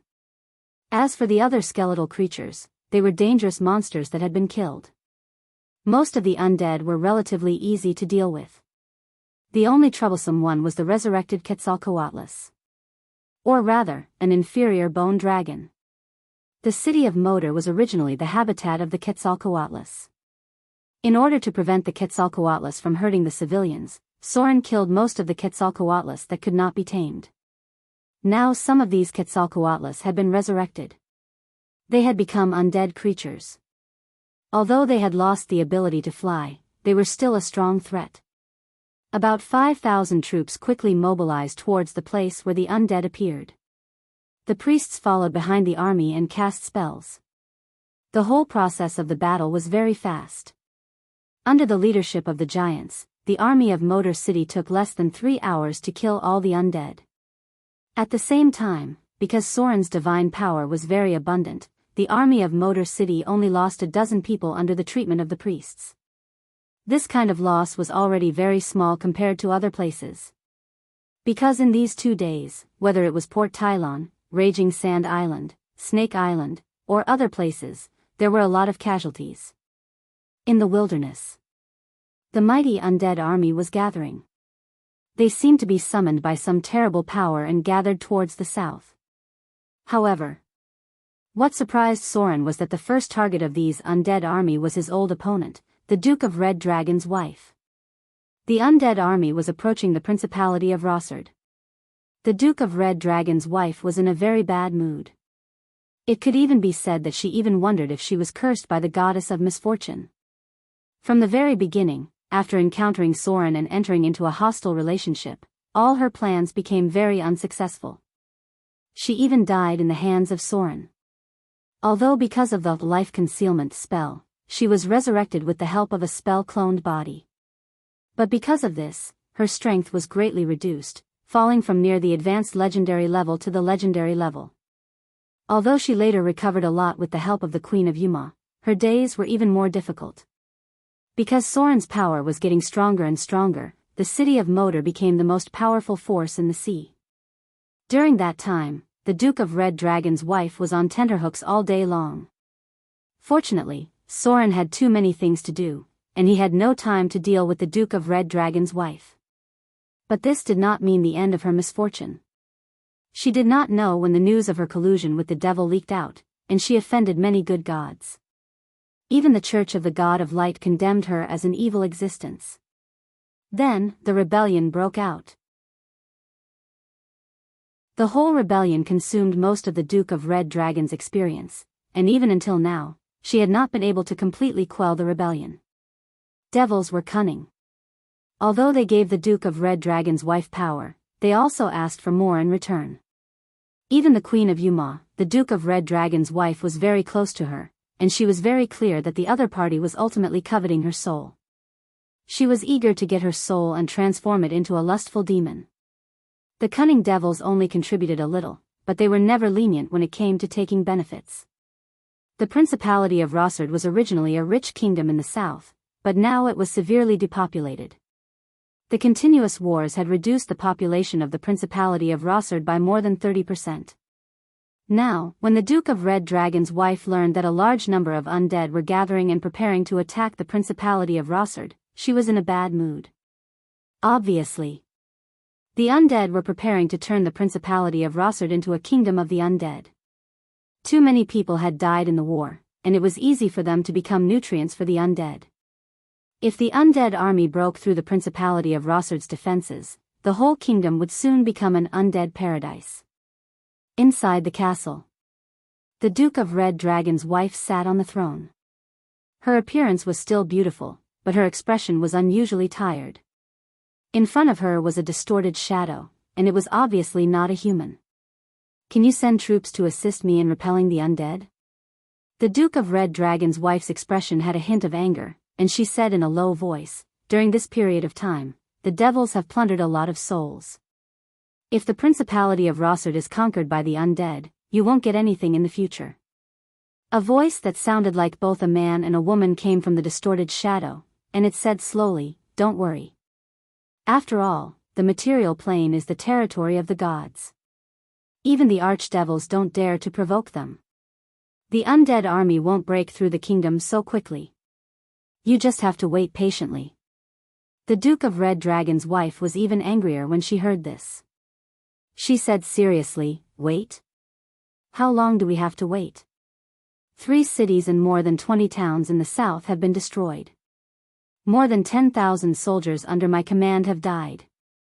On the contrary, the number of undead has not decreased at all. Now, there are even more of them. What can we get by waiting? Do you have to wait for the undead army to surround the capital before you are willing to take action?" The distorted shadow paused for a moment and said, "I will send the news to the Duke as soon as possible. Please wait patiently, my lady." After that, it disappeared. Bang! The Duke of Red Dragon's wife was so angry that she directly smashed the porcelain next to her. Her full breasts rose and fell rapidly, and it took a long time for her to calm down. She muttered, "Damn devils. Cunning devils. Since you're not willing to take action, then don't blame me for finding a way out." After calming down, the Duke of Red Dragon's wife began to think about who could save the Principality of Rossard at this time. Looking at the entire material plane, there were not many who had the ability to do this. She first thought of the elves. But the elves would not help her. These hypocritical fellows could not wait to kill her. Then she thought of the Church of the God of Light. But she had already colluded with the devils. The Church of the God of Light simply could not tolerate her, and she could not accept the Church of the God of Light. But, in addition to these two forces, there were not many who had the ability to help Rossard out of the predicament. Arendelle was far away in the Frost Kingdom, and she had no intersection with the Princess Royal. There was only one person who was so close to the Principality of Rossard and had the ability to help them out of this crisis. That was the city of Mordor. As if thinking of a terrible existence, the Duke of Red Dragon's wife could not help but tremble. But then she could not help biting her bright red lips, hesitating and struggling as if she was thinking about the possibility. She murmured, "There are no eternal enemies, only eternal interests. He is an evil existence. As long as there are enough benefits, it is not impossible for him to help me. But how much do I have to pay for this?" At the border of the Principality of Rossard, many refugees had died, and the undead army had exceeded 1,000,000. If this continued, the scale would grow larger and larger. Only the city of Mordor had the ability to resolve this crisis. But the Duke of Red Dragon's wife did not know how she should persuade the legendary Soren, especially when the two sides maintained a hostile relationship and had fought before. She did not have many chips in her hands, and there were even fewer that could be exchanged. But if the Principality of Rossard was destroyed, not only would she lose all her power, she would no longer have any value. Even if she could escape the revenge of her enemies, it would be difficult to escape the control of the devils. The Queen of Yuma had been coveting her soul for a long time. Chapter 998. The connection between Mordor City and Arendelle became closer and closer. Especially after Princess Royal officially became a god, many people knew that His Excellency Soren had stayed in Arendelle's palace for a whole week. As for what he had done, it was self-evident. Arendelle had just held 2 ceremonies, and no matter what happened, they must be postponed. Princess Anna had just taken charge of the country, and there were still many things to do, and it was during the outbreak of the Avatar crisis. After half a month, Mordor City had recovered a lot from the last war. Because of the resources of the bottomless abyss, the golem factory had been producing continuously. Soren was now crazily producing soldiers. However, compared to the expensive steel golems and diamond golems, the most produced in Mordor City were clay golems and stone golems. Hundreds of these two types of golems were produced every day. The witches under Gloria's command had increased to more than 300 people. Almost everywhere except the Northern Tower, many witches had chosen to join Gloria's command. Especially after she mastered the divine profession of prophecy, many witches who specialized in divination had become her disciples. The Eye of the North didn't say much about this because she knew very well that it was impossible for the Northern Tower to survive the later stage of the Avatar crisis alone. Time passed quietly. Just as the undead catastrophe was getting more and more intense, Soren also received news that more than 1 million undead army had gathered near the Principality of Rossard. Then, something unexpected happened. The goddess of magic had appeared. Although she only showed her traces occasionally, all the news indicated that this was true. The goddess of magic actually showed her traces in the god of knowledge, although it was only for a short half a day, and then she disappeared again. This was undoubtedly an exciting piece of news. This meant that the goddess of magic had recovered well, and it was estimated that it would not be long before the divine network could be repaired. However, things soon took another turn. Because shortly after the goddess of magic appeared, another goddess also showed her traces. She was the goddess of death and magic. She was an otherworldly deity from another world. She didn't have much faith in this world, and her main faith seemed to come from Naruto's original world. She only appeared and disappeared suddenly, and it seemed that she had clashed with the Lich God. The situation suddenly became complicated and confusing. Even Soren could not predict what would happen next, but the chaos seemed to be getting more and more intense. Not long after the two goddesses appeared, a more respectable god also performed a miracle. That was Lady Misfortune. It was as if Lady Misfortune couldn't bear to be left out because of the appearance of Lady Luck. She appeared in a place that no one had expected, which was the already destroyed Amber City. After performing a miracle, she disappeared. The situation was becoming more and more unpredictable. Soren had already changed the course of history, so he was unable to predict the future. Therefore, he could only train his Nigong and accumulate his strength to deal with the changes. It was now October. When the third group of envoys from the Eastern Kingdom arrived, an absolutely unexpected letter was sent to him. Even Soren was surprised by it. This letter was from his enemy, the wife of the Duke of Red Dragon, the ruler of the Principality of Rossard. This was a letter that was sealed with a secret technique. When it was sent to Soren, it was not opened. He opened the letter with some doubts, and after quickly reading it, he said playfully, "Interesting. She wants to ask me for help. I don't know if she's dreaming or not. Or is she desperate?" The content of the letter was very simple. The Duke of Red Dragon actually wanted to ask Soren to help her deal with the undead army. She also asked for a reward in the letter. She was willing to secretly cede a large piece of land in the Principality of Rossard. Soren touched his chin and murmured, "So, she has been abandoned by the demons?" It's not surprising. The demons have always put their interests first. The outbreak of the undead disaster is beyond their control. It's impossible to use the demon army to protect the Principality of Rossard. But why should I help her? She actually has the audacity to beg me. The Duke of Red Dragon's wife was Soren's enemy. The reason why he hadn't done anything until now was that he had more concerns. He didn't want the gods to think that he had the ambition to occupy the continent. But this didn't mean that Soren would be willing to help the Duke of Red Dragon's wife. Moreover, it was meaningless to occupy the land during the Avatar crisis, and it was difficult to defend it. But when Soren was about to refuse, he hesitated. As an evil god, he certainly wanted to seek greater benefits for himself. The Duke of Red Dragon's wife was a very valuable chess piece. Now that she asked him for help, Soren immediately began to think about what he could get from her. The Duke of Red Dragon's wife was close to the south coast and had a large population and army. The Duke of Red Dragon's wife had a lot of bargaining chips, and there were also a lot of valuable things for Soren. Soren thought for a moment and said, since she asked me for help, then let her come to Mordor City and talk to me in person. If she doesn't even dare to come to Mordor City, then this person has no value to me. If she dares to come to Mordor City, then it's not impossible to consider. After all, her value is not low. A legendary dragon bloodline warlock, the ruler of the Principality of Rossard, a warlock family that had been passed down for thousands of years. The Duke of Red Dragon's wife had a lot of things that Soren could use, and her soul was also very attractive to Soren.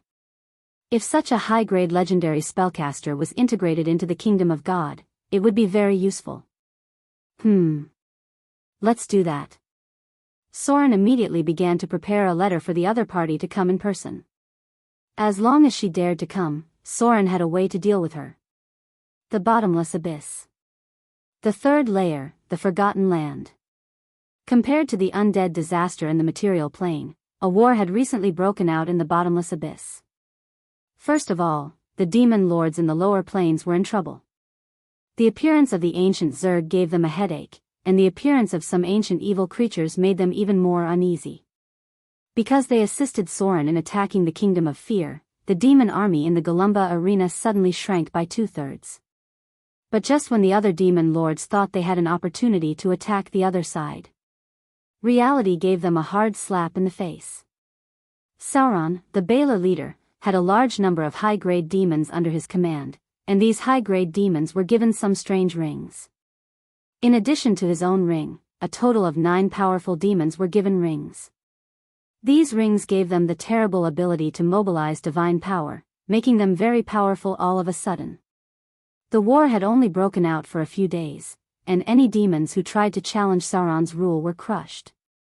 At this time, Sauron had become the most powerful demon lord in the Forgotten Land. However, there was still an enemy in front of him, and that was the King of Gnolls from the bottomless abyss. Although there were some accidents that made Yeenagu stop the attack, the huge Gnoll army still existed. Only by defeating them could Sauron completely control this layer of the bottomless abyss. Under the dark night sky. On a land that had just experienced a massacre, the space suddenly distorted strangely. The aura of death gathered, and there was some kind of very dark energy faintly. Then a crack broke open in the distorted space, and then a slender man with frightening black eyes and dead white skin jumped out of it. His face was unusually pale. His expression was cold, crazy, and cruel. It could be seen at a glance that he was a very narrow-minded, self-centered, and extremely extreme person.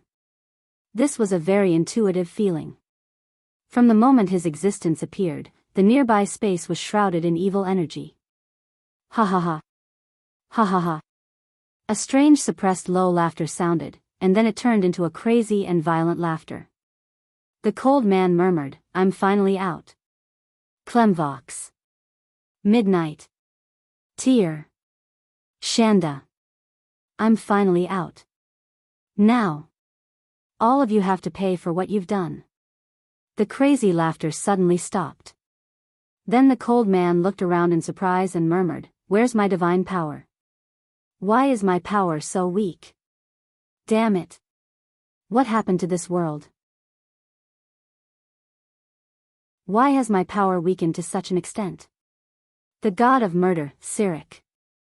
The former Prince of Lies finally broke the seal because of the Avatar crisis, but he suffered a serious blow as soon as he came to the material plane. He had consumed a lot of power to escape the seal of the chaotic space and time, and under the Avatar crisis, he was directly suppressed into the form of a saint.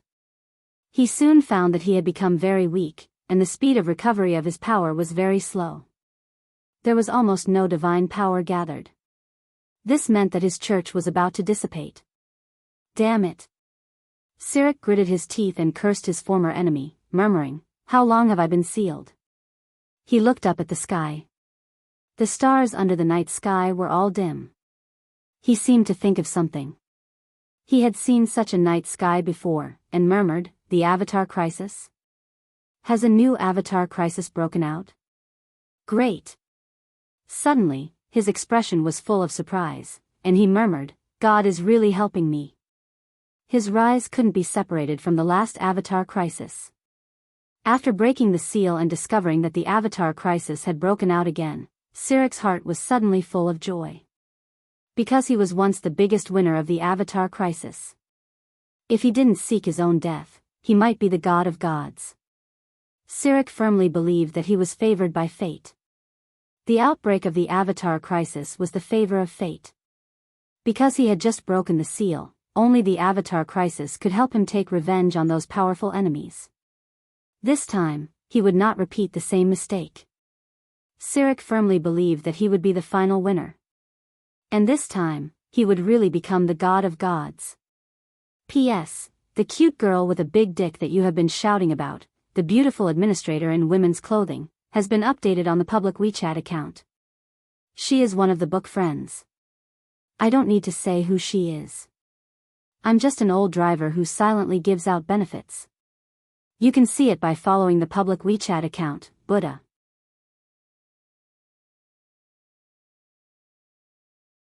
Chapter 999. That night, Soren felt something. It was a wonderful feeling, a resonance brought about by the divinity of death and slaughter. At the same time, Soren also felt a sense of crisis. This meant that someone who had the same power as him had arrived. Siric? Soren stood at the top of the arcane tower. The cold night wind blew his long hair. He hadn't taken care of his hair for a long time. Gods didn't need it, but because he was in the form of a saint, his body still maintained the metabolism of a human. In the form of a real god, his body had turned into an existence of energy. Siric had been sealed for too long and had lost his church, so his arrival was different from other gods. His movements were quieter, and his power was weaker than other gods in the beginning. However, slaughter itself was a source of power that could easily increase. As long as Siric was given a chance, he would be able to recover quickly. There were only a few sources left for the inheritance of the power of the three gods of death. The first source was Siric. He used to be the biggest winner, but unfortunately, he was too late. The second source was Clemvox. He took over part of Siric's power and existed for a long time because of Jurgel's help. But now, Jurgel might not be very satisfied with him, because the outbreak of the undead disaster meant that there was a huge conflict between his doctrine and the other undead lords. Jurgel's position was very delicate. No one could predict what an existence like him cared about. The third source was the Dread Lord. He created the Son of Fear, who was now completely replaced by Vivian and Lillian. The last source was Soren's blood. He was the nameless hero who killed the god of slaughter, Baal, but in the end gave up inheriting the divinity and lived the rest of his life as a mortal. This person was the most terrible existence. Countless legendary creatures had died in his hands. But it was hard to imagine that he would give up becoming a god at the last moment and live the rest of his life as a mortal. That was how Siric took away the massacre priesthood. Otherwise, there would have been another death priesthood in the battle between the three death gods. This existence's bloodline was already very thin. Soren should be the only successor, and this inheritance was mostly due to the convergence of other powers. In the beginning, Soren's power was very weak, but as he killed and died, the divinity of slaughter in his body became more and more condensed. This was a terrifying power that originated from plundering. According to history, Siric's first target should be a god related to death and slaughter. Soren pondered silently, recalling everything that had happened in the past. He muttered, but history has already been changed by me. I'm Siric's #1 enemy now, but he won't find me so soon, so he doesn't have many targets to choose from. Although Siric was very weak, he still had the foundation of a mid-level god. If it wasn't for the fact that he had ruined himself, this evil guy would definitely be the child of destiny. But since he read the Siric scripture himself, this guy's luck took a turn for the worse. He was originally the strongest god, but creating the Siric scripture consumed a lot of power. This was an evil book that even the main gods would be affected by, but he was stupid enough to read it himself. In the end, he directly fell into endless self-worship. Although he was lucky to recover later, madness had already seeped into Sirik's soul. Since then, his luck had disappeared. First, he lost the battle with the god of tyranny, Ban. Then, he was tricked by Clemvox and Midnight. Finally, he was directly sealed for thousands of years, and even the church dissipated. Right. Soren seemed to have thought of something and muttered, "Goddess of magic. Midnight. King of the dead. Clemvox. These two are definitely Sirik's most hated enemies. I'm afraid Sirik wants to kill them even in his dreams." Now, although the goddess of magic is missing, the news of her serious injury will definitely be known. Clemvox is also in trouble now. With Sirik's hatred for them, he will definitely find a way to deal with these two. So, as long as there is a trace, maybe I can find a way to find something. The one Sirik hated most was Clemvox, who was one of his fated opponents. Then there was the goddess of magic, Midnight, who was also an existence he wanted to take revenge on. If I were Sirik, what should I do now? Soren was used to thinking in reverse. At this time, he assumed that he was Sirik and said to himself, if I were Sirik, I would be very weak after just breaking the seal and escaping. The church is basically destroyed. In this case, my strength is at most above the high-level legendary level. Then the first thing I should do now is to hide and find a way to restore my strength. So, what should I do to restore my strength at this time? Blood sacrifice. This is the most direct, fastest, and effective way to restore myself. It can quickly make myself a demigod and restore the form of a saint. However, if I want to recover my current strength, it's impossible for me to use an ordinary blood sacrifice. They are at least high-level legendary creatures, or creatures with divinity. If it is such a creature, then the target range is narrowed a lot. Sirik was an evil god. A very orthodox kind of evil god. So, Sirik was different from Soren. He accepted blood sacrifices and enjoyed them. To restore his strength, it must be a high-level legendary creature, preferably a divine creature. If the range was narrowed to this scale, then Sirik's targets would be reduced a lot. How can I find him? Soren fell into deep thought and said to himself, at present, the most high-level legendary creatures in the material plane are liches, undead, devils, and demons. Almost all high-level legends among the mortals occupy important positions. Such existences are too difficult to kill and too obvious. It is easy to expose myself. There were many high-level legends in the material plane, but their status was very special. For example, the Eye of the North was a high-grade legendary witch, but her status was the ruler of the Northern Tower. The other high-grade legendaries were similar. They either held important positions in the Church of the Gods, were strong people who ruled a country, or were powerful people who held power within their own race. Elves, dwarves, orcs, and humans. Soren continued to deduce and murmured, these four races can be excluded. The possibility of being exposed is too high. In the current environment, the most suitable ones are undead, demons, and devils. It is too difficult to find traces of devils. The devils have retreated to the abyss. Then the undead are the most likely. Sirik has the clergy of murder, conspiracy, lies, deception, and illusion. Murder is the evolution of death. He is most likely to kill the undead. His thoughts were clear. Soren continued to deduce, with Sirik's ability and clergy, I am afraid that the first step of the blood sacrifice has been successful. If he wants to kill a lich, no one should be able to stop him. Then he should have at least recovered the strength of a demigod. It was difficult for mortals to stop Sirik. Now there were many undead in the material plane. There were many demigod liches and divine undead. Sirik only needed to find one and kill it to recover a lot of power. There was nothing Soren could do to stop this.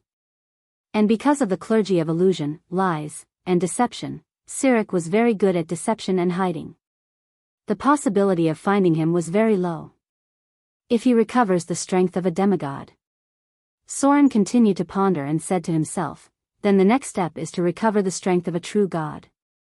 This requires more blood sacrifices, more divinity, and at the same time, a church. Siric's church has disappeared. Then when he has a certain amount of strength, he will definitely rebuild the church. Then there will be fewer choices for him. Either he kills a god and disguises himself as him to receive faith. Or he can rebuild the church. This is very difficult. It is impossible without hundreds of years. Even my church was completed by the church of the half-elf god. The Queen of Spiders once killed a god and pretended to be him to receive faith. The truth was not revealed until she had complete control. Siric is very likely to do this. Divine power would not be obtained for no reason. Siric also needed to recover step by step. If this is the case, which god will Siric choose as his target? First of all, this god cannot be too powerful. Second, this god must have some connection with him. It is best to have something to do with one of his clergy. The target that the Queen of Spiders killed was the god of the Underdark. Then Siric's choice of target will be narrowed down a lot. With his current strength, even if he uses tricks, he can only kill a weak god or a mid-level god at most. So, if the range is narrowed down, he may only choose these targets. Soren waved his hand, and the picture of the gods appeared in front of him. At present, all the gods of the material plane were in his knowledge. Excluding some who must not be provoked, the range of choices was very small. At the same time, in a dark basement, the body of a dead lich was in the center of the altar. Siric's eyes were filled with joy. The light of divinity appeared on his body. He said with a ferocious expression, "What a stupid guy. Do you think you can fight against gods with a phylactery? What a naive fool." The power of the soul was plundered, and the flame of divinity was integrated into the body. Siric contentedly absorbed the energy and returned to his demigod form. It was easier for a god to fight a lich than he had imagined, especially one that was related to death. He could destroy the lich's phylactery as soon as he killed it. The flame of the soul of the lich turned into the power of Siric. He quickly recovered his strength and thought about the next target. But for some reason, he suddenly felt a little uneasy at this moment.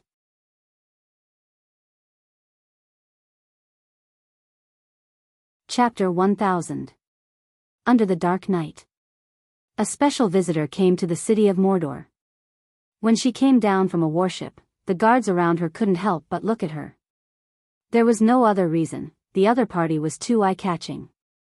Even though she was wearing a black cloak on the outside and a loose black robe on the inside, it couldn't hide her impressive figure. She was far more voluptuous and tall than the average woman. Even the tall guard seemed a little shorter when facing her. This was a woman with extraordinary charm even though her face couldn't be seen clearly. She wore black silk gloves on her white palms, and her exposed skin was as white and tender as a baby. Beside her were the upper-level officials of Mordor City. At this moment, they were carefully welcoming her to the mansion of Mordor City as if they were facing a great enemy. "Don't look." The patrol captain, Kent, patted the guy who was drooling next to him. Even if he couldn't see her face, the guards under him seemed to be possessed. He couldn't help but say coldly, "That's a distinguished guest going to the inner city. It's not something you guys can imagine. And if I'm not mistaken, that woman is a warlock at first glance. She's dangerous." Kent was a veteran. He guessed the woman's profession with his full intuition. This kind of extraordinary charm could only be possessed by a warlock. Even if the other party's appearance couldn't be seen clearly, her aura was enough to affect others. The tall woman moved forward with the officials. Her figure was so tall, probably close to 185 meters, so she was particularly eye-catching when she walked. After wearing black high-rise riding boots, she was half a head taller than most men. At this moment, her expression seemed casual, but careful people could still detect a trace of tension. She seemed to be unintentionally observing everything in the port of Mordor, but there was a trace of shock inadvertently appearing. Even if she had already known everything from the mouth of the spy, she was still very surprised after seeing the changes in Mordor City with her own eyes. The changes here were too fast, so fast that it was beyond her imagination. The flat road was paved with cement. No matter if it was raining or blowing, it had no effect. It was enough for 10 carriages to pass together. This was a road that even the king's city didn't have. From the port area to the inner city, there were rows of crystal street lamps. These expensive luxuries were casually built on both sides of the road, and it seemed like they had been there for some time. Even when night fell, the port was not deserted. The residents of Mordor City had long been used to drinking or finding other ways to pass the time, such as the popular baths. The residents of Mordor City liked it very much. The cheap price made them like cleanliness, and they despised and were proud of the dirty appearance of the outsiders. The pride of Mordor City had seeped into the bones of the residents. They were proud of their identity as citizens of Mordor City. What's that? The Duke of Red Dragon's wife was surprised by the things she saw along the way. But when she saw a civilian open a metal pipe and clear water immediately flowed out, she couldn't help but ask in confusion. A man who looked like an official carefully replied, "This is a water pipe. The unified water supply system of Mordor is only laid here at present. Residents pay about 10 copper dirhams a month to meet the water supply needs for a month." Even under the cover of the night, Mordor City looked so clean and tidy. There were not many residents who used tap water. Most of them were from good families. 10 copper dirhams was within their range of affordability, mainly because it was very convenient. As for other residents, they used well water, which needed to be specially brought over. It was obvious that they were a little envious and wanted to use this convenient water source. The pursuit of new things was also a symbol of identity. Most of the people who couldn't afford tap water in Mordor City were civilians who had just obtained their identity. It seemed that the Duke of Red Dragon's wife was very curious about these. The official next to him nodded and began to introduce in a proud tone, "These are street lamps, used for illumination at night, and also used for festivals and celebrations. Over there is a high bridge and water shelf. These are drainage ditches, directly connected to the sewer. There is no sewer as large as Mordor City in the entire material plane. It's just that recently, because the place is too big, it seems that some kobolds and goblins have moved in. This is the residential area. All the houses are built with bricks and tiles. They are far stronger than other cities, and they are not afraid of fire. Over there is the staff area, which is the second batch of buildings. They are all 2-story buildings. The library there contains hundreds of thousands of books. Over there is the museum, which contains many precious cultural relics. Next to it is the theater, where there will be 2 performances every Sunday. The largest building in the south is the college, which has more than 5,000 students at present. Over there is the green belt. In the future, these roads will also be planted with trees. Recently, some droll people have strongly requested that the scale of greening be expanded so that nature and the city can be balanced. The official next to him introduced one after another, his expression full of pride. He had been to many places, including those big cities and the capital, but no city was as neat, civilized, advanced, and beautiful as Mordor City. The Duke of Red Dragon's wife looked at all this silently. She lived in the main city of the Principality of Rossard, but compared to everything she saw in Mordor City, she suddenly found that the city under her rule was like a garbage dump full of feces and dirt. They were not on the same level at all. The faint fragrance of flowers came. The greening of Mordor City was divided into 3 parts. One part was supervised by the city hall. They planted the plants and flowers that humans were used to. The other part was led by the half-elves. They liked all kinds of flowers. The last part was the largest part, which was the responsibility of the Church of Agriculture and the Droll. They liked to plant trees and other plants, hoping to balance the city and nature. During this time, they were studying a new direction for the future, a city full of green but advanced and beautiful enough. Right. Recently, these droll people had a very bad evaluation in Mordor City. As soon as they came over, they took over the work of environmental protection and greening, which made many residents who usually did not care about these things realize the stubbornness of the droll. The officials of the city hall also hated them because these drolls stubbornly argued with them on the allocation of land. They thought that the scale of greening should be increased. Damn it. Mordor City's greening was already dozens of times more than other cities. Didn't they know that the island of Mordor was so big, and there were still many places to divide the land?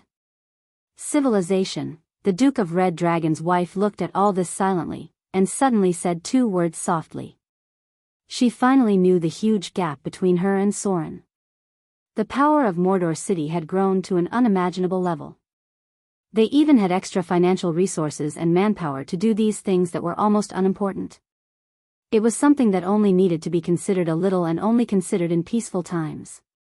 In short, the Duke of Red Dragon's wife looked all the way and felt a kind of rich aura, as if they were blatantly telling others.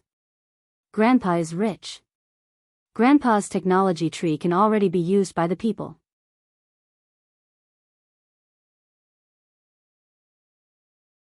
Chapter 1001. In the end, Soren chose to meet the Duke of Red Dragon's wife at the city lord's mansion. On the way, whether intentionally or not, the officials of the city hall took the Duke of Red Dragon's wife to visit the city of Mordor, but most of them were civilian and commercial aspects. As for the military force, there was nothing to show off. Because in the whole material plane, who didn't know that the army of Mordor was famous for its fighting ability? Soren sat in a chair and looked down at his old opponent in front of him. The Duke of Red Dragon's wife, his former enemy, even almost killed him, but now she was just an existence that he could kill with a wave of his hand. Time had changed everything. The Duke of Red Dragon's wife was obviously a little shocked after seeing Soren, but she restrained herself very well. Because as a high-grade legendary profession, she felt the pressure of the gods on Soren. The more powerful the existence, the easier it was to feel the horror of this pressure. It was a gap that mortals could not cross. It's an honor to meet you. The great Lord of Shadows. The tall Duke of Red Dragon's wife humbly lowered her head, then took off the veil on her face and slowly said, "Everything in Mordor is an eye-opener for me." A charming face appeared. The Red Duchess had always been very confident in her beauty. She was not even afraid of the Baator Inferno, but now Soren's calm eyes made her a little uneasy. Because in Soren's eyes, it seemed that he didn't care about her at all. Soren played with the ring in his hand and slowly said, "I didn't expect you to ask me for help. Why not the devil? Or some evil god who secretly has a connection with you? Have you been abandoned by them?" Soren's words were so aggressive, but the Duke of Red Dragon's wife was just stunned for a moment, then calmly said, "I came here because only Soren can give me the help I want. I can also provide Sir Soren with what you need." It seemed that she had already thought of how to deal with the situation before her. Soren smiled playfully. "What I need? What can you give me? Land? Population? Wealth? I can get them myself. As long as I want, Mordor City can take over the entire Principality of Rossard in 7 days." Soren's words sounded very arrogant, but his tone was very calm, as if everything was insignificant. The Duke of Red Dragon's wife couldn't help but take a deep breath. She rationally felt that this was impossible, but looking at Soren's attitude, it didn't seem like he was bragging, so she said in a serious voice, "I believe that the force of Mordor is strong enough. However, if you want to take over the Principality of Rossard, you have to pay a sufficient price. This is a turbulent time. No matter who it is, they should conserve their strength. It's best to improve your strength without changing too much. My coming here already represents the greatest sincerity. If Sir Soren really doesn't want to cooperate, then you can let me leave now, or kill me here." What the hell? This little bitch's temper was really stubborn. Soren originally just wanted to show his power to the other party, but he didn't expect the Duke of Red Dragon's wife to be so stubborn. He suddenly smiled and said slowly, "You even have the awareness of death? It seems that your current situation is really bad." The Duke of Red Dragon's wife was silent. She originally thought that this stubborn words could give her more bargaining chips, but she didn't expect Soren to point out the essence of her situation. Her situation was already very bad, and she was even prepared to die in her heart. What a terrifying evil god. He actually easily saw through her heart with just a few words. The Duke of Red Dragon's wife was filled with unease and fear, but this time she had no way out. Instead, she stepped forward and met Soren's gaze. The Principality of Rossard is indeed in grave danger. The undead army has already gathered in the millions, and with the current strength of the Principality of Rossard, it's impossible to stop them. But wise Sir Soren, if the Principality of Rossard is broken through by the undead army, and all the living are slaughtered, how strong will the undead become? With so many sacrifices, how many terrifying creatures will the evil liches summon from the underworld? In that case, I won't be able to escape death. But what about the Windspear Hills that Sir Soren puts so much effort into? I heard that they have taken in a large number of refugees, and there are also many believers who serve you. If the undead army destroys the Principality of Rossard, how terrifying will their strength be?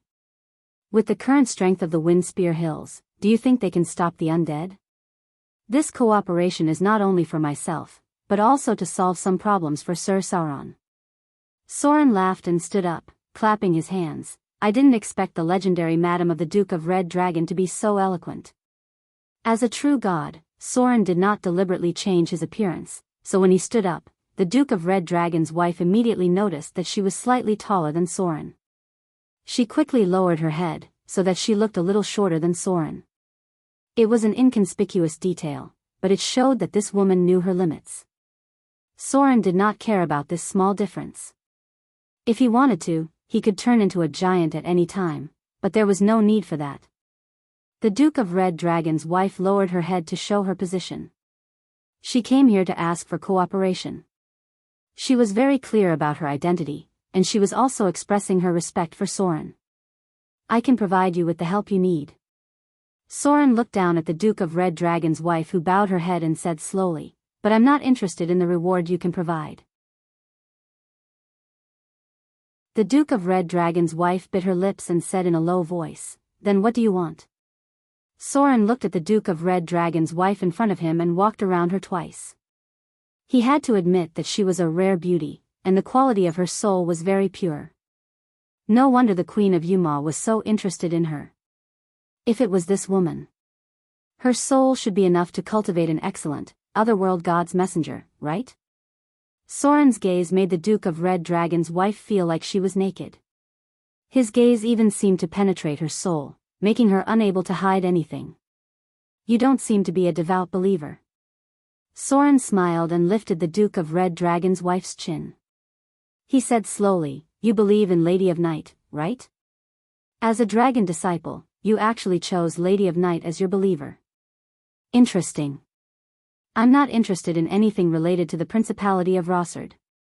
But I'm very interested in you and the warlock family behind you. And my appetite is also very big. If you want my help, you and the warlock family behind you must swear loyalty to me. You can think about it slowly.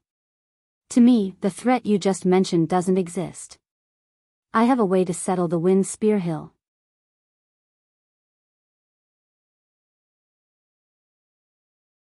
Chapter 1002.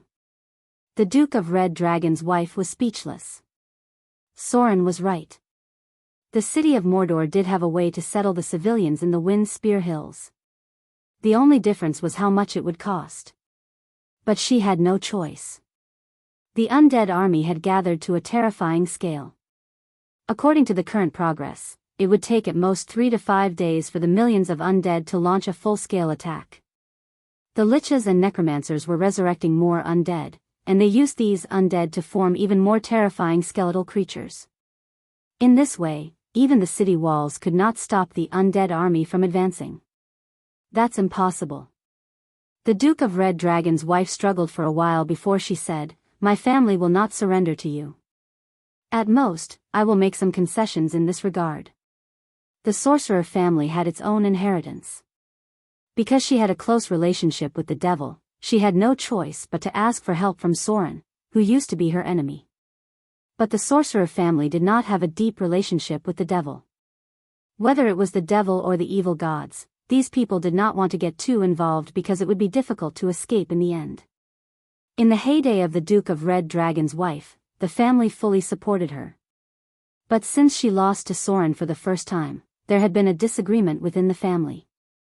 Some of the sorcerer bloodline thought that her behavior was wrong, and some even directly left the family and moved to other places.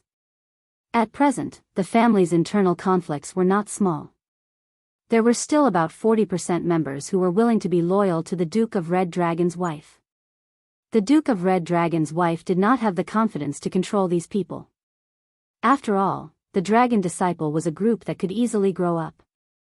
There were one or two other legendary sorcerers in the family who could threaten her. Soren stood up and said calmly, "Nothing is impossible. Actually, I'm more or less aware of your current situation. Do you mind if I make a hypothesis? Currently, you can only mobilize about 80,000 soldiers in the Principality of Rossard, which is not enough to stop the undead army. Currently, there are no forces in the Principality of Rossard that can help you survive this crisis, and the glorious city is being held back by the winter ghosts. By the time the paladins react, this place will have become a kingdom of death. Under such circumstances, what will your fate be?" Soren smiled playfully and looked straight into the eyes of the Duke of Red Dragon's wife. "If I'm not mistaken, you didn't obtain your power entirely by yourself." He circled around the Duke of Red Dragon's wife and sniffed her fair neck. He then whispered in a devilish voice, "You are very talented. But dragon warlocks are a profession that takes a lot of time to grow. You're only about 30 years old, aren't you? No matter how talented you are, you're only at the legendary level. In other words, you use some kind of secret technique to increase your strength. And it's a very evil secret technique. You have the aura of a devil on you, and the energy in your body is somewhat mixed. Your bloodline is mixed with many forces. If I'm not mistaken, you use some kind of evil secret sacrificial technique to extract the bloodline of some of your kin, right? This seems to be a method that only archdevils can use. If that's the case, there should be an archdevil behind you. Let me guess who it is. Currently, all the archdevils in power are rather honest. It seems that only one of them is eager to prove herself. If I'm not wrong, the one who signed a contract with you and secretly helped you is the Lust Demon Queen, right? But it seems that she's ready to give up on you. Of course. I shouldn't say that she's given up, but rather that she's waiting for the ripe fruit. From the perspective of the gods, if you're transformed into a lustful demon, you'll be a very good material. But are you really willing to go to the Bator Inferno and become a lustful demon? Are you willing to have your memories wiped and be controlled by the devils? With every word Soren said, the Duke of Red Dragon's wife's face turned paler. In the end, she was completely pale. Soren's words seemed to have some kind of magic, and she felt as if she could see the future. The devils seem cunning, but in fact, they're short-sighted. They like the benefits in front of them, and at most, in the near future. Soren stood in front of the Duke of Red Dragon's wife and said in a deep voice, "I don't think you can escape. There aren't many people who can help you. Even if other gods are willing to help you, they'll have to consider the consequences of offending Queen of Yuma."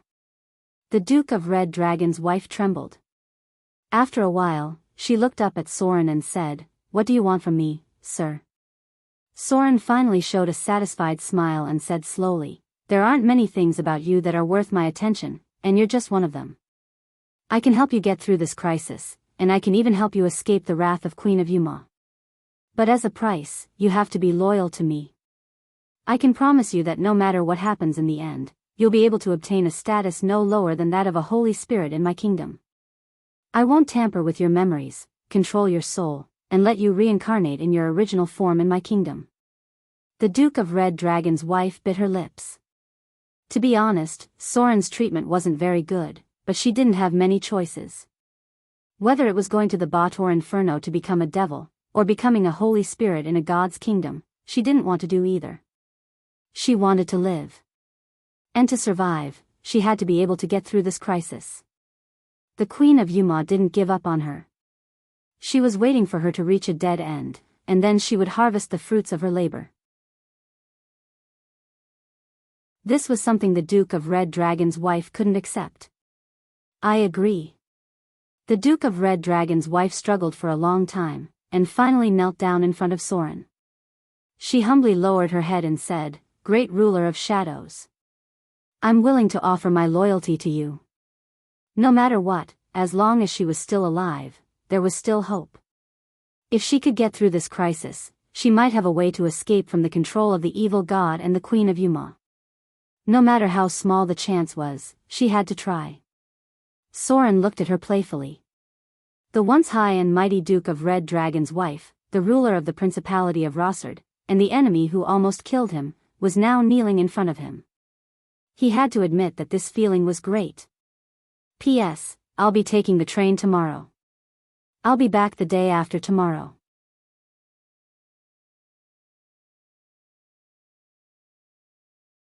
Chapter 1003.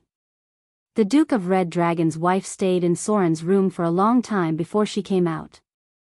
When the Duke of Red Dragon's wife came out of the room, her clothes were obviously a little messy, and her face was a little flushed. On one hand, it was because there was a small dispute between the two sides on the issue of cooperation, and on the other hand, it had something to do with the excitement brought by Soren's complete suppression of his former opponent. The Duke of Red Dragon's wife was a very smart woman. She knew how to use her strengths and advantages, and she knew that she herself was a very useful bargaining chip that could be exchanged for more benefits when necessary.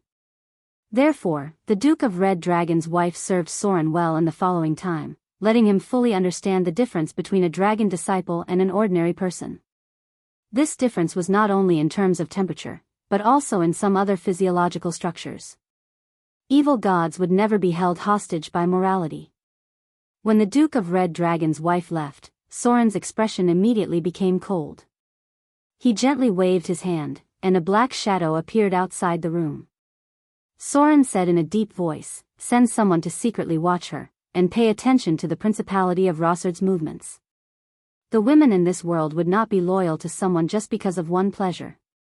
What he had just enjoyed was just a trivial seasoning for Soren. He could not stay in the mortal world for much longer. Once the Avatar crisis was over, he would have to return to the kingdom of God, and the difficulty of returning would be greatly increased. Soren could clearly feel that the Duke of Red Dragon's wife had not completely surrendered to him. She was just fighting for her own interests. The Duke of Red Dragon's wife did not want to enter the fallen Bator Inferno, but she also did not want to enter Soren's kingdom of God. Dragon Disciple had a very long life. With the strength of the Duke of Red Dragon's wife, if she stayed in the material plane, she could at least live for thousands of years without aging. She was only using herself as a bargaining chip to gain more benefits from Soren. Soren, on the other hand, did not mind eating the candy. He was determined to get the soul of a high-level legendary profession, and he would not be soft-hearted just because of a simple pleasure. Whether it was the goddess of wealth, the Duke of Red Dragon's wife, or even the goddess of magic, who had been temporarily removed, Soren would never compromise. If it was necessary, he would not show any mercy. "My lord." A gentle female voice sounded outside the door, and a graceful half-elf wanderer appeared. She knelt down on one knee and said, "The things you want are ready." Soren nodded. "Got it." After saying that, he put on a long robe and appeared in the temple. Soren was familiarizing himself with the power of the gods. After being a god for so long, he had also mastered a new ability that he could bestow upon his followers. Gift of Slaughter. This was a special ability that originated from the power of the slaughter domain. It was a kind of divine grace, and it was related to Soren's titles such as Slayer, Death Walker, and so on. This ability could only be bestowed upon Soren's devout followers, who could access Soren's slaughter and death domain and mobilize a trace of slaughter power. However, this power was not bestowed upon them, but was added to their weapons. Crafty Approach. Slaughter. Death. Slayer. Death Walker. Soren pressed his palm on the temple, and then a majestic divine power gradually spread and transmitted to the hearts of all the devout followers who believed in and served Soren. There were many kinds of divine powers, and the most common ones were divine grace and domain access. Soren's new ability was related to Crafty Approach. With the power of Crafty Approach, he could bestow upon his devout followers a new kind of special power, and let them receive a little bit of divine power from Soren when they visited the domain. This ability could be called a heritage weapon. Along with the ripples of divine power, many devout followers had knowledge of a new ability in their minds. Excited prayers came from outside the temple, and at the same time, all the devout followers of Soren could not help but praise his greatness. Soren's new ability was a gift from God.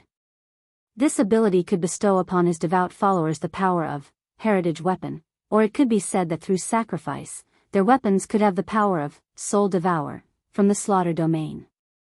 In the process of visiting Soren's slaughter and death domains, the devout followers could visit the special domain of heritage weapon. In this case, they could choose a weapon that they were best at as their heritage weapon, and this weapon would gradually increase with their level. A level 5 rogue could spend about 200 kindler's materials to upgrade their weapon through rituals and sacrifices in Soren's temple. This heritage weapon would be infused with a little bit of divine power, and thus become a +1 magic weapon. This weapon contained a trace of soul devour. Any enemy who died under this weapon would have a trace of their soul power imprisoned, and at the same time, the weapon's ability would be strengthened. When the weapon was strengthened to a certain extent, it could continue to be upgraded in the temple by spending 500 kindler's materials, and eventually become a +5 rare grade weapon. This weapon was a bit similar to the legendary Black Demon Sword. Soren's mastery of this ability was entirely due to the power of the evil god, and at the same time, it was also related to his comprehensive abilities. Under normal circumstances, after becoming a true god, the gods themselves would experience a lot less battles. Most of the gods would turn the direction of their research to power. These powers could be used to cultivate special professions like Dark Guardian, and could also be used to bestow other domains and divine blessings. Strictly speaking, this was the first time Soren had mastered divine blessings. This weapon was an evolution of the power of slaughter, and it was very evil to other gods. Soren didn't care about these things. The gift of slaughter was his own unique ability, and the weapons that were created through sacrifice could only be used by his devout followers. In other words, he was born with faction restriction. This was why this ability was called a heritage weapon. After a weapon with soul devour was created, other than its original owner, only Soren's fanatics could use it. As for other professions, even if they obtained this weapon, they would be cursed when they used it. The inspiration for the gift of slaughter came from the One Ring in the bottomless abyss. When Soren created the One Ring, he injected the power of slaughter and death into it. This power helped him secretly control the demon lords who gave him the One Ring. The gift of slaughter was another weakened version. Its biggest function was to strengthen the combat ability of his followers, and it gave them the possibility of borrowing a trace of the power of slaughter from Soren. Upgrading a heritage weapon from +1 to +5 required about 80,000 kindler's materials, and some powerful high-grade enemies had to be killed. This kind of divine blessings wouldn't be very effective in a short period of time. However, as time passed, Soren's church would gradually produce some +5 rare weapons, and this kind of accumulation would become quite terrifying after a few decades. In the temple, Soren spread out the power of the gift of slaughter, and almost immediately, devout fanatics began to sacrifice. Most of them were high-grade rogues. During the process of sacrifice, a trace of divine power was fed back to Soren. Although this power was very little, it brought a trace of vibration to the divinity of slaughter. Golden light rippled in the temple. After Soren gave the first divine blessings, he also began to create the first special profession. Every powerful god would create a few unique professions. For example, the mystery knight of the goddess of magic, the storm lord of the lord of storms, the ascetic of the god of suffering, and so on. When the gods used their clergy and divine power to give power to their followers in a special way, a new profession was born. And these new professions often gained additional power from the clergy and domain of the gods. Soren didn't plan to cultivate a Dark Guardian. Although the Dark Guardian was the standard of an evil god, Soren didn't think that this profession was suitable for his church. There were many special professions, such as magic archer, shadow dancer, pale lord, red dragon warlock, shapeshifter, pugilist, weapon master, mystery knight, and so on. The special profession that Soren was going to create was the arcane assassin. As a god who controlled the power of rogue, shadow, slaughter, arcane, and death, Soren could choose to give the arcane assassin new special abilities. This ability was equivalent to an additional divine blessings, allowing the assassin to mobilize more shadow energy and master some simple arcane skills. At the same time, Soren also limited the advancement requirements of the arcane assassin. Just like the Shadow Lord that he wanted to advance, the ability and advancement requirements of this legendary profession were actually controlled by the god of shadow. This was the ability that was given to them by their clergy. The arcane assassin must be advanced by a rogue. In other words, a level 5 rogue, a level 5 assassin, and a level 1 arcane assassin. Spellcasters could also advance, but they must at least have the corresponding rogue ability and assassin level. When they successfully advanced into an arcane assassin, they would receive additional special abilities from Soren. A level 1 arcane assassin would be given the ability to summon shadows. A level 2 arcane assassin would be given the ability to travel through shadows, as well as additional evasion abilities. A level 3 arcane assassin would be given the special ability of Stealth Master. Soren determined the final ability of the arcane assassin according to the abilities and clergy that he mastered. This profession was a high-grade advanced profession. To advance into an arcane assassin, one had to be at least profession level 11. The abilities that came with this profession were related to Soren's clergy. They were given amazing reflexes, extraordinary speed, top-notch stealth skills, as well as decent deceit and concealment abilities. This profession's specialties were added to spying, assassination, stealth, and so on. A successfully advanced arcane assassin would first visit the lurker domain, followed by the shadow domain, then the slaughter and arcane domains. Soren gave this profession the ability to cast spells. This included but was not limited to shadow jump, shadow travel, dark vision, shadow summon, shadow transformation, and so on. However, unlike traditional spellcasters, who understood and mastered these skills themselves, the arcane assassin was given this ability by Soren. They only used this power and tool, but they did not understand this power and tool. Therefore, every ritual to advance into an arcane assassin required Soren's personal approval. This meant that the arcane assassin was born with the help of his clergy. Although there was no strict requirement for belief, most of those who could advance into a profession were definitely followers of Soren. P.S. It was a 22-hour train ride, and it was terrible. But on the way, I finished thinking about the special profession that Soren gave me. I'll act cute and ask for votes next month.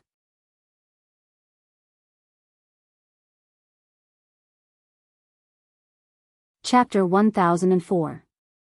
The light of divine power surrounded the great shrine.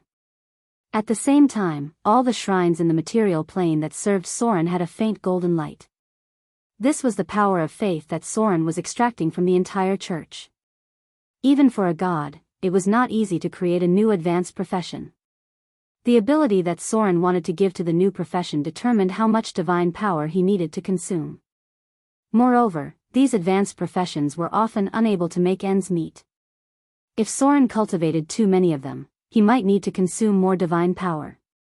Therefore, Soren needed to set a limit. He had to raise the threshold of the advanced arcane assassin to ensure that every advanced arcane assassin was an excellent rogue. The arcane assassin's dexterity cannot be too low. The required dexterity should be around 22 points. If you want to obtain the ability of divine arts and arcane, then your perception should not be too low. Accompanied by the golden light of divine power, Soren calculated the minimum perception requirement for the arcane assassin. If you want to advance to the arcane assassin, your dexterity must not be lower than 22 points, and your perception must not be lower than 14 points.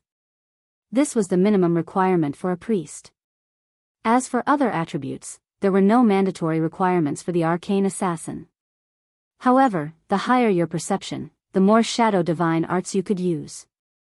At the same time, Soren also provided more shadow damage for the arcane assassin. When using Shadow Strike, the bonus from perception could add additional shadow damage. Next, Soren began to set the equipment restrictions for the arcane assassin. In order to reduce the consumption of divine power, the arcane assassin must only wear leather armor. Soren could not give them the ability of a rogue swordsman. Next, the preferred weapon was a dagger. Those who used a scimitar would need an additional ability. Dual wielding was a must. Almost all the rogues who believed in Soren had the potential to be a battle thief. Dual wielding was an additional ability. Finally, there was the more important part. This was the part where Soren consumed the most divine power. He set the legendary ability of the arcane assassin. Basically, all special advanced classes had the unique power of the legendary level. For example, the Storm Lord could summon lightning, the ascetic could be immune to elemental damage, and the weapon master could choose his own weapon. The arcane assassins that Soren created had to be given the corresponding legendary abilities. Otherwise, they would only be a normal high-tier class. On the other hand, Soren's goal was for the arcane assassin's final form to be an advanced legendary tier character, possessing abilities that would not be inferior to any other legendary tier character class. Rogue level 5, Assassin level 5, Crafty Assassin level 10. The normal template is level 20. Without taking into account the part-time jobs, there should be a unique legendary ability. Soren thought for a while and waved his hand. The light of divinity shrouded the temple, and at the same time, he drew power from his divinity of shadow, and murmured, "The power before legendary comes from the divinity of wanderer, which gives extra bonuses to the profession. Then after becoming a legend, I should be able to use the power of the shadow priesthood. For my first legendary ability, I'll choose the direction of bloodline strengthening. I've decided on you." Transformation into a shadow being. Soren controlled the power of the shadows, so the first legendary ability he gave to the arcane assassin was transformation into a shadow being. This was a very powerful ability.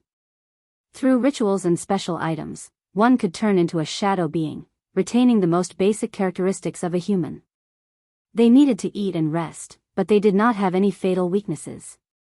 Their body was transformed into a semi-energy state. The biggest advantage of transforming into a shadow being was that they could be resurrected. Not only could they be resurrected through divine spells, but they could also store their life source somewhere in the shadow plane. After their physical body died, their body would automatically draw the materials prepared in advance to complete the resurrection. In other words, they could reconstruct a semi-energy body. This ability had appeared in some of the top shadow assassins before. At the same time, Soren gave the arcane assassin additional shadow abilities after transforming into a shadow being, strengthening their stealth ability, and giving them the special arcane skill to merge themselves into the shadows. Okay. For the second legendary ability, I'll choose Shadow Assassin. Soren thought for a while, and gave the arcane assassin a high-grade divine spell as an additional reward. This divine spell was a level 8 divine spell. It could use one's own shadow as a medium to summon a shadow assassin with 60% of one's strength. It was similar to mirror image and simulacrum, but the effect was slightly weaker. This was an additional divine spell, and casting it would consume Soren's divine power. Currently, he only planned to give this divine spell to the rogues who believed in him. The arcane assassin transformed from an outsider would definitely not be the same as the arcane assassin transformed from his believers. This ability was considered a gift from God. As for killing and death, I can't give it to them yet. The core of Soren's divine domain was still in the shadow plane. With his strength as an intermediate god, he could only give them 2 additional legendary abilities at most. However, the profession of the arcane assassin was created by him. After Soren's own strength was strengthened, he could still give them additional abilities. Creating a profession could not be done casually. Although Soren could directly give the arcane assassin a level 1 to 9 divine spell, doing so was basically equivalent to creating a chosen. The burden of divine power would be very terrible. Soren could only choose one of the abilities as an additional gift to reduce his own consumption of divine power. Along with the spread of a golden light. The arcane assassin created by Soren was officially formed, and with the glory of the temple, most of the devout believers learned about the arcane assassin. However, if they wanted to advance, they had to go to the Great Temple of Mordor. At present, only the Great Temple of Mordor could complete the transformation ceremony of the arcane assassin. This was too long, and Soren needed to give the shadow blessing. It took almost a day or two. Soren's Great Temple ushered in the first batch of rogues transformed into the arcane assassin. They were originally advanced assassins because there were not many choices for the rogue profession. There were only two legendary professions that they were most likely to advance into. One was the arcane assassin, which was the ability of a part-time mage, but it required high intelligence. The other was the shadow master, which was very scary. The birth of the arcane assassin was tantamount to lowering the threshold of the legendary profession. At the same time, it also greatly improved their ability, allowing these people to mobilize more shadow energy. In just 3 or 4 days, the number of people in Mordor City who had transformed into the arcane assassin had reached 100 or 200, and this number was still increasing. At the same time, good news came from Sigil City. Inside the tower, Soren's figure appeared at the top of the arcane tower. During this time, he was busy dealing with the transformation ceremony of the arcane assassin. At the same time, he observed whether there were any shortcomings and obvious weaknesses of the profession he created. These needed to be determined through actual combat. "You're here." Gloria's figure stood in front of the crystal ball. After Soren appeared, she turned around and smiled. "Look at this. Mother recently found this in Sigil City. It can be sent back in about a day or two." A huge steel machine appeared in front of Soren's eyes. He walked to the crystal ball and took a look. He wondered, "What is this?" Gloria explained, "This is a magic steel furnace. The demand for steel in the arcane era is very high. This huge demand can't be met by the backward steel forging methods alone. What you see in front of you is a furnace used to forge magic steel ingots. There are bigger things outside. This is a set of small steel forging furnaces from the arcane era. It can meet all the requirements of a small floating city. As long as iron ore is put in to smelt, the initial refining can be completed. The later part can be done by golems. The output is not yet clear, but it will definitely be far more than the current Mordor city. Wasn't this a small automatic steelmaking factory?" Soren looked at the rune lines on the huge steel instrument in front of him. It was densely packed like a circuit board. He couldn't help but sigh at the wisdom of the arcane civilization. "It's quite troublesome to transport this thing back, isn't it?" Soren said. Gloria nodded and said, "First take it apart and then transport it back in batches. Mother has already made contact with the surviving arcanists in Sigil City. Their situation doesn't seem to be very good. These are all exchanged with soul crystals. For arcanists, gold coins were not of much significance. They only cared about those precious resources. By the way." Gloria seemed to think of something. She mysteriously handed a scroll to Soren and said, "This is the information collected in Mother's tavern.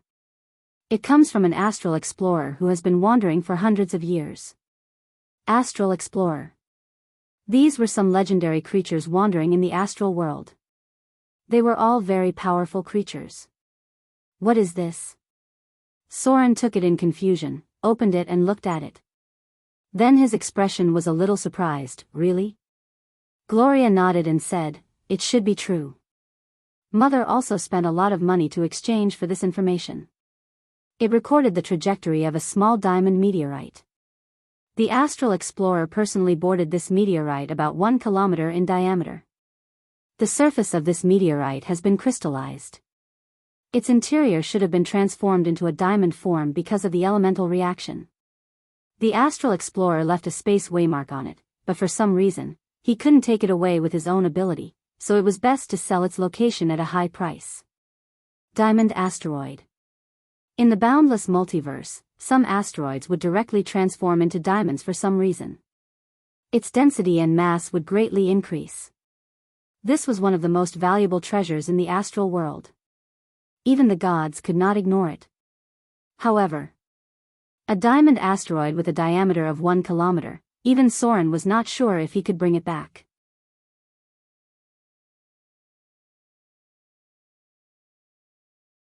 Chapter 1005. In about 2 days, the fallen witch sent back the parts of the steel furnace. The core of the whole huge machine was a rune stone, which was like a central processing system.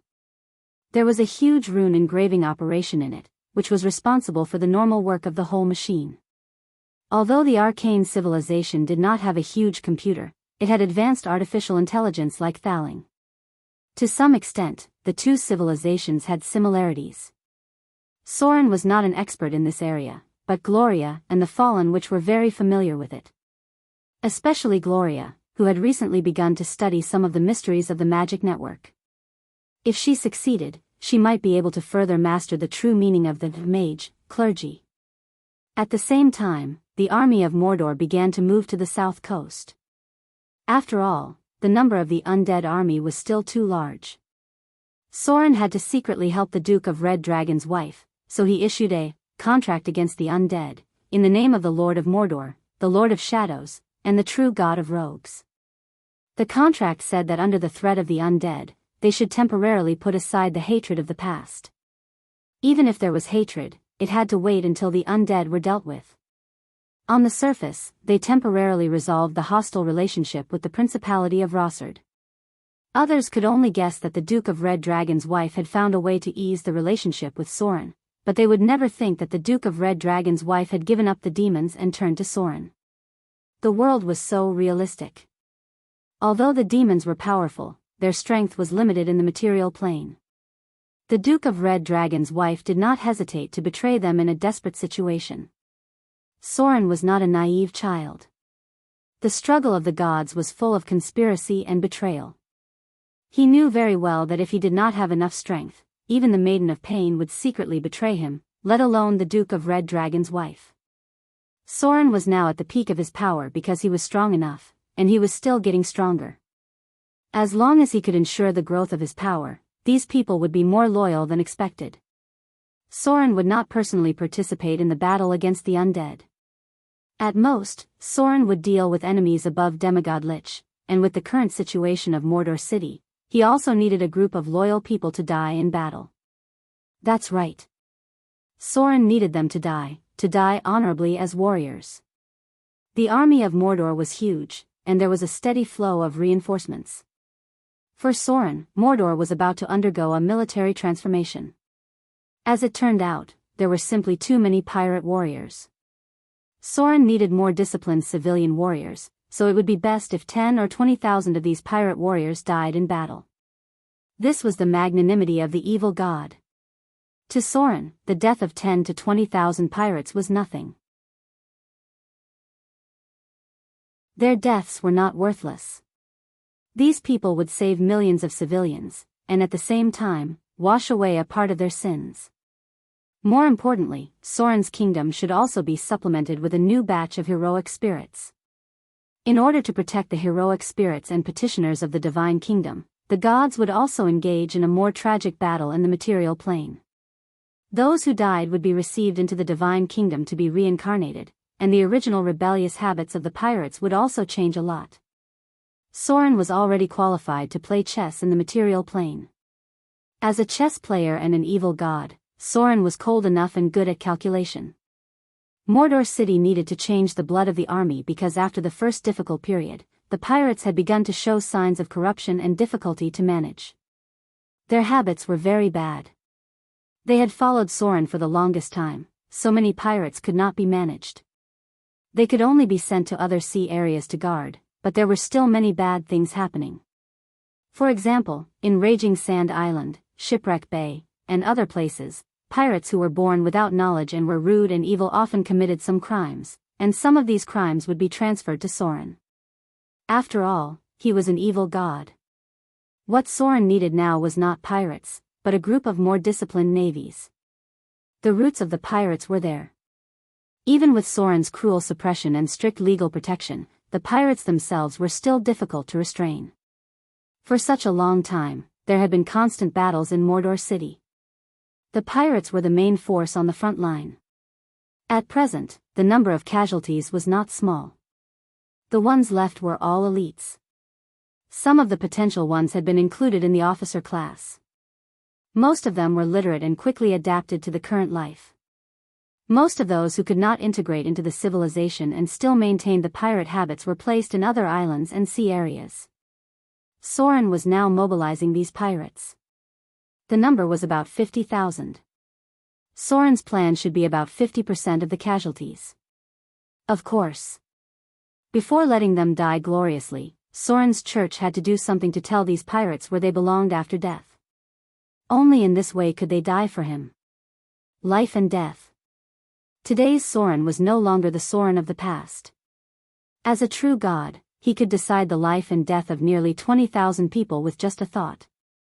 Thinking of this, he could not help but murmur, "Is this the world in the eyes of the gods?" It's no wonder that mortals are so insignificant to the gods. The mighty fleet began to gather, and at the same time, they transported troops to the vicinity of Port Tylon. These pirate warriors gathered together happily, calculating how many military merits they could get this time.